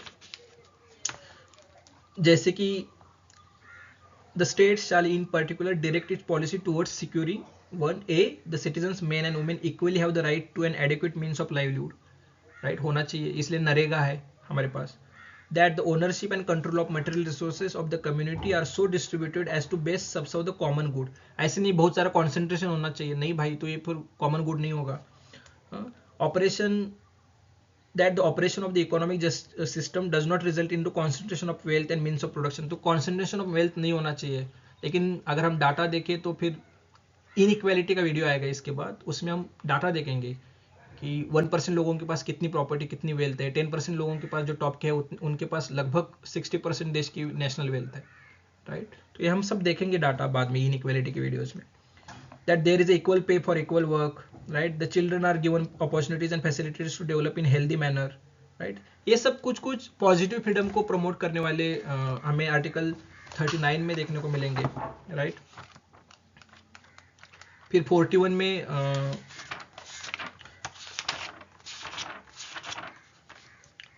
41 में राइट टू वर्क है, राइट टू एजुकेशन है, and to public assistance in certain cases है। 42 में provision of for just and human conditions of work and maternity relief, ये सब 42 में दिया हुआ है। 43 में लिविंग वेज की बात की हुई है, राइट। 43A में participation of workers in management and industries, वहाँ पे भी पार्टिसिपेट करना, खुद को रिप्रेजेंट कर पाना, कुछ इनजस्टिस हो रहा है तो उसके अगेंस्ट लड़ना, राइट। सो 44 में यूनिफॉर्म सिविल कोड है, राइट। 45 में provision for early childhood care and education, ये सब हक दिए हुए हैं। 46 में promotion of educational economic interest of schedule caste schedule tribes weaker sections, ये अधिकार दिया हुआ है, राइट। सो ये सब हमें मिलते हैं। और इम्पॉर्टेंट है आर्टिकल 50 जहाँ पे separation of judiciary from executive, मतलब मॉन्टेस्क्यू ने जो सेपरेशन ऑफ पावर लिखा गया था स्पिरिट ऑफ लॉज में, सेपरेशन ऑफ पावर जुडिशरी और एग्जीक्यूटिव का अलग अलग होना इसलिए इंपॉर्टेंट है कि तो ही लिबर्टी को प्रिजर्व किया जा सकता है। अगर जुडिशरी और एग्जीक्यूटिव एक हो गए तो लिबर्टी कैसे प्रोटेक्ट होगी, क्योंकि फिर मैं ही लॉ बना रहा हूँ, मैं ही इंप्लीमेंट कर रहा हूँ, मेरे एक्शन सही है कि नहीं मैं ही डिसाइड करूंगा, मतलब मैं ही सब करूँ, मतलब मेरे एक्शंस को मैं अगर जज करने लगूंगा तो फिर भाई तो मैं मेरे फेवर में ही हमेशा मतलब जजमेंट्स दे दूंगा, राइट। तो ये सब उनका सेपरेशन होना जरूरी है, तो ही लिबर्टी को प्रोटेक्ट किया जा सकता है, राइट। तो ये सब ने हमने देखा कि हमारे कॉन्स्टिट्यूशन में अलग अलग प्रोविजंस जो लिबर्टी फ्रीडम को प्रमोट करते हैं, नेगेटिव पॉजिटिव का एक इंटरमिक्स देखने को मिलता है, राइट। एक रीजनेबल रिस्ट्रिक्शंस भी है, राइट। तो इस तरीके से हमने स्टार्टिंग किया था बेंजामिन कॉन्स्टेंट के, मतलब स्टार्टिंग में तो हमने देखे कि अलग अलग सिचुएशंस में हमने देखे कि अनफ्रीडम के एग्जांपल्स क्या क्या हो सकते हैं, राइट। नॉर्थ कोरिया से लेके सऊदी अरेबिया, चाइना, इंडिया में कुछ कुछ एग्जांपल्स, फिर स्लेवरी या फोर्स लेबर अभी भी है उसके कुछ एग्जांपल्स, राइट। हमने देखे अलग अलग पैट्रियार्कल माइंडसेट में क्या क्या हो रहा है, वो एग्जांपल्स हमने देखे, कास्ट सिस्टम या ये सब एग्जांपल्स हमने अच्छे से देखे। उसके बाद हमने अलग अलग ड्राइवर्स ऑफ अनफ्रीडम्स देखे, क्योंकि अगर फ्रीडम चाहिए तो आप देखिए आपके आसपास ये कौन से ड्राइवर्स आपके ऊपर इंपैक्ट कर रहे हैं, क्योंकि इंटरसेक्शनलिटी होती है। ऐसे नहीं कि एक वुमेन अगर है, कोई रूरल वुमेन है, तो उसको पैट्रियार्की के अगेंस्ट भी लड़ना है, उसको रिलीजियस फंडामेंटलिस्ट टेंडेंसी के अगेंस्ट भी लड़ना है, तो उसको अगर वो अनप्रिविलेज्ड कास्ट से आती है तो उसको कास्ट सिस्टम के अगेंस्ट भी लड़ना है। तो एक ही इंसान अलग अलग इंटरसेक्शनल ड्राइवर्स के अगेंस्ट लड़ रहा है, वहीं पे वो इंटरसेक्शनलिटी का कंसेप्ट आ जाता है, राइट। तो वहां से हमने फिर देखा कि बेंजामिन कॉन्स्टेंट की लिबर्टी ऑफ एंशिएंट्स क्या थी, राइट, ग्रीक एथेंस के टाइम में, फिर मेडिवल टाइम में क्या हुआ, फिर बाद में मॉडर्न टाइम में हॉब्स, लॉक, रूसो, वहाँ पे क्या हुआ, फिर क्लासिकल लिबरल्स से हम गए, फिर पॉजिटिव लिबरल्स, मॉडर्न लिबरल्स में, फिर राइट वहाँ पे फिर स्टेट का रोल कैसे वो सपोर्ट करते हैं। उसके बाद लिबर्टेरियंस आए, उन्होंने फिर स्टेट के रोल को पूरा क्रिटिसाइज किया, बोल रहा है कि स्टेट प्रोग्रेसिव टैक्सेशन वगैरह वगैरह ये सब सर्व डाउन है, हमारा पूरा अधिकार छीना जा रहा है, स्टेट एकदम कम रोल होना चाहिए स्टेट का, राइट। उसके बाद फिर हमने रॉल्स या थियरी ऑफ लिबर्टी जो रॉल्स की है, वहाँ पे पहला प्रिंसिपल क्या है, पहला प्रिंसिपल है equal liberty to all, second is equal opportunities to all, right. बाद में फिर तीसरा डिफरेंस प्रिंसिपल आ जाता है, राइट। लेकिन यही सब फिर जेएस मिल को हमने बीच में ही देखा था, तो फिर ये सब पूरा फिर बाद में हमने सीबी मैकपर्सन, लास्की, ये सब देखे, राइट। सीबी मैकपर्सन का क्रिएटिव फ्रीडम, और फिर बाद में हमने अच्छे से देखा कि मार्था नुसबाम, अमर्त्य सेन कैसे capabilities development as a freedom कैसे लेके आते हैं, और फिर हमने हर्बर्ट मर्क्यूज को अच्छे से डिस्कस किया कि कैसे हमारे अंदर हमें लग रहा है कि हम ये फ्रीडम एक्सरसाइज कर रहे हैं, हम ये फलाना चीज़ का ब्रांड का कुछ मोबाइल ले रहे हैं, हम ये फलाना कार ले रहे हैं, लेकिन एक्चुअली ये नीड्स सच में हमारी अंदर की नीड्स अर्ज है कि नहीं, या हमारे अंदर किसी ने ये प्लान की गई डिज़ायर्स है, राइट। क्या ये सच में हमारी डिज़ायर्स है। जैसे कि हम अगर मार्शलो का जो 7 उसको हायरार्किकल नीड्स में वो डिस्ट्रीब्यूट करते हैं ना, at the end self esteem, self realization, actualization है, तो क्या वो उस स्टेज तक हम जा पा रहे हैं, या हम पहले ही 1-2 स्टेज में बस हमारे फिजिकल नीड्स, बॉडीली नीड्स को ही फुलफिल करने में लगे हुए हैं। तो ये सब हमने अच्छे से देखा, राइट। मार्क्सिस्ट फ्रीडम देखा, मार्क्स कैसे देखता है फ्रीडम को as a creative labour, right, creativity, सृजनशीलता जिसको हम बोलते हैं। तो इस तरीके से हमने अच्छे से नेगेटिव लिबर्टी देखी, पॉजिटिव लिबर्टी देखी, दोनों के अच्छे से एग्जांपल्स भी देखे। एग्जांपल्स इसलिए दिए इतने सारे क्योंकि कंफ्यूजन हो जाता है। एग्जांपल्स जब दिमाग के सामने आ जाएंगे ना कि नेगेटिव मतलब फ्रीडम फ्रॉम, तो फ्रीडम फ्रॉम ये सब चीज़ें, freedom from ignorance, freedom from force labour, freedom from exploitation, etcetera etcetera. And positive liberty मतलब freedom to education, right, right to education, right to work, ये सब मतलब इनेबलिंग प्रोविजंस का होना। तो ये हमने एग्जांपल्स भी अच्छे से सारे देखे, राइट। एग्जाम्पल्स के थ्रू आपको याद रखने के लिए वो हेल्प करेगा। आपके सामने वो फोटोज आ जाएंगे जितने सारे मैंने जो स्टार्टिंग में दिखाए, आप खुद भी सर्च कर सकते हो, राइट। तो इस तरीके से हमने पूरे कंसेप्ट को। सो सोशल साइंसेस की सबसे खूबसूरत बात कौन सी है, तो यहाँ पे you have right to disagree with all, right. जैसे मैंने पहले ही बोला कि fundamental research, fundamental natural sciences में जो होता है ना कि ग्रेविटी का एक ही डेफिनेशन होता है, राइट। तो यहाँ पे ऐसा नहीं है, यहाँ पे फ्रीडम के बहुत सारे डेफिनेशन हो सकते हैं, बहुत सारे लोग अलग अलग फ्रेमवर्क्स में फ्रीडम को देखते हैं, राइट। तो ये सबसे खूबसूरत बात है कि all concepts are generally essentially contested, so कोई भी एक डेफिनेशन नहीं है, राइट। तो लिबरल्स होंगे तो वो फ्रीडम को सबसे ज़्यादा as a supreme individualistic value की तरफ से देखेंगे। क्लासिकल लिबरल्स नेगेटिव फ्रीडम को सपोर्ट करेंगे, as understood as absence of constraint, right, freedom of choice etcetera. Modern liberals जो होंगे वो पॉजिटिव फ्रीडम को सपोर्ट करेंगे, as sense of personal development and human flourishing, जैसा वो उसको देखेंगे। कॉन्जर्वेटिव जो होंगे वो ट्रेडिशनली वीकली देखेंगे फ्रीडम को, क्योंकि वो नहीं चाहेंगे ना कि ज़्यादा फ्रीडम हो, क्योंकि फिर वो चैलेंज करोगे आप उनके जो भी ट्रेडिशंस कस्टम्स चलते आ रहे हैं, राइट। तो उसमें भी न्यू राइट्स जो है, न्यू राइट जिसका इमेज हम ट्रम्प या ये सब लोग देखते हैं, बोल्सोनारो या ये सब जो लोग हैं, वो नेगेटिव फ्रीडम को एंडोर्स करेंगे इन इकोनॉमिक स्पेयर, लेकिन मार्केट में, लेकिन वो पर्सनल बाकी इकोनॉमिक्स छोड़ के जो बाकी का फ्रीडम है उसको पता नहीं कितना ज़्यादा सपोर्ट तो नहीं करेंगे। सोशलिस्ट जो होते हैं वो जनरली फ्रीडम को पॉजिटिव सेंस में देखते हैं, as a self fulfilment achieved through either free creative labour और cooperative social interactions, right. So social democrats जो होते हैं they have drawn to close to a modern liberals, right, modern liberalism in treating freedom as a realization of individual potential. Anarchist होते हैं वो freedom को as ए absolute value देखते हैं, मतलब खुद के ऊपर कोई अथॉरिटी होनी नहीं चाहिए, स्टेट भी नहीं होना चाहिए, right. So freedom as absolute, believing it to be irreconcilable with any form of political authority, right. So freedom is understood to mean the achievement of personal autonomy, not merely being left alone but being rationally self-willed and self-directed, right.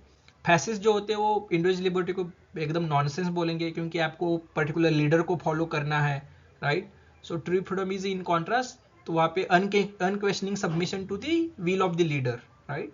Absorption into a larger community या larger national community, race और religion etcetera etcetera. तो greens जो होते हैं मतलब जो environmentalist है, so deep ecologist है, वो treat freedom as achievement of oneness, self realization through absorption of a personal ego into ecospheric universe, right. So मतलब ऐसे हमेशा देखा जाता है ना कि हम ह्यूमंस की लाइफ को ऊपर रखते हैं और एनवायरमेंट, प्लांट्स, एनिमल्स, इनकी लाइफ को नीचे देखते हैं. ये नहीं होना चाहिए, राइट. तो एक उसमें एक सिंक होना चाहिए, एक इंटीग्रेशन होना चाहिए, उस सेंस में वो फ्रीडम को देखते हैं. फंडामेंटलिस्ट जो है वो freedom as an essential and inner और spiritual quality, right. So freedom means conformity to a revealed will of God, divine commands, right. तो उसको तो आप चैलेंज नहीं कर सकते तो उस सेंस में वो फंडामेंटलिस्ट लोग फ्रीडम को देखते हैं। तो बहुत सारे अलग अलग डायमेंशन है, अलग अलग आइडियोलॉजीज है, liberalism, Marxism, post colonialism, feminism, सब फ्रीडम को अलग अलग तरीके से देखते हैं, राइट। तो ये सबसे खूबसूरत बात है सोशल साइंसेस की। कोई भी कंसेप्ट हो, जस्टिस हो, इक्वालिटी हो, राइट्स हो, ह्यूमन राइट्स हो, सब लोगों के अलग अलग फ्रेमवर्क्स अलग अलग डेफिनेशन में कन्वर्ट हो जाते हैं, राइट। अच्छे से समझा है। ये कुछ कुछ इंडेक्स मैं इसलिए दे रहा हूँ क्योंकि कुछ कुछ डाटा फैक्ट्स है, आप इसको काउंटर भी कर सकते हो, जैसे सच, क्योंकि at the and Eurocentric framework में बने हुए कुछ इंडेक्शन, ये इंडेक्सेस है, राइट, वो स्टैंडर्ड्स यूज किए गए हैं, लेकिन एट द एंड ये ब्रॉडली स्कॉलरली डिस्कशन में फॉलो किए जाते हैं। जैसे कि freedom in the world report जो 2025 में था, वो इंडिया को पार्टली फ्री बोलता है। हम वहाँ पे 63 नंबर पे आते हैं, right, freedom in the world index में। पार्टली फ्री, पार्शियली फ्री, उसको हम बोल सकते हैं। वर्ल्ड प्रेस फ्रीडम इंडेक्स में इंडिया 151 फर्स्ट रैंक पे है, राइट, 151st रैंक पे इन 180 कंट्रीज, राइट। तो मतलब जो फ्रीडम ऑफ प्रेस है वो वेरी सीरियस या डिफिकल्ट कैटेगरी में रखा हुआ है। इंडेक्स ऑफ इकोनॉमिक फ्रीडम में इंडिया 128th रैंक पे है, मोस्टली अनफ्री कहा गया है, राइट। डेमोक्रेसी रिपोर्ट में 2025 का जो विडम इंस्टीट्यूट का था, वहाँ पे इंडिया को इलेक्टोरल एटोक्रेसी कहा गया है। तो ये सब चीज़ें आप ध्यान में रखिए कि क्या क्या इश्यूज हो सकते हैं। इसको काउंटर भी किया जाता है बहुत बार, जो गवर्नमेंट को सपोर्ट करने वाले जो भी लोग हैं वो या इन जनरल स्कॉलर्स भी कुछ कुछ काउंटर करते हैं, क्योंकि इनका जो सैम्पलिंग है, इनको देखने का तरीका जो होता है वो यूरोसेंट्रिक नॉर्म्स या स्टैंडर्ड्स को फॉलो किया हुआ होता है। लेकिन अगर सारे रिपोर्ट्स अगर ये कह रहे हैं तो ऐसे भी हो सकता है ना, ऐसे झूठे तो नहीं कहेंगे सारे रिपोर्ट्स में यही कैसे हो रहा है। तो हम विथ ओपन आइज देखना चाहिए हमारे सोसाइटी में क्या हो रहा है, राइट। कोई प्रोटेस्ट कर रहा है तो क्या स्टेट उसको प्रोटेस्ट करने दे रहा है या उसको सप्रेस कर रहा है, राइट। तो ये सब चीज़ें हमें देखनी चाहिए। तो इस तरीके से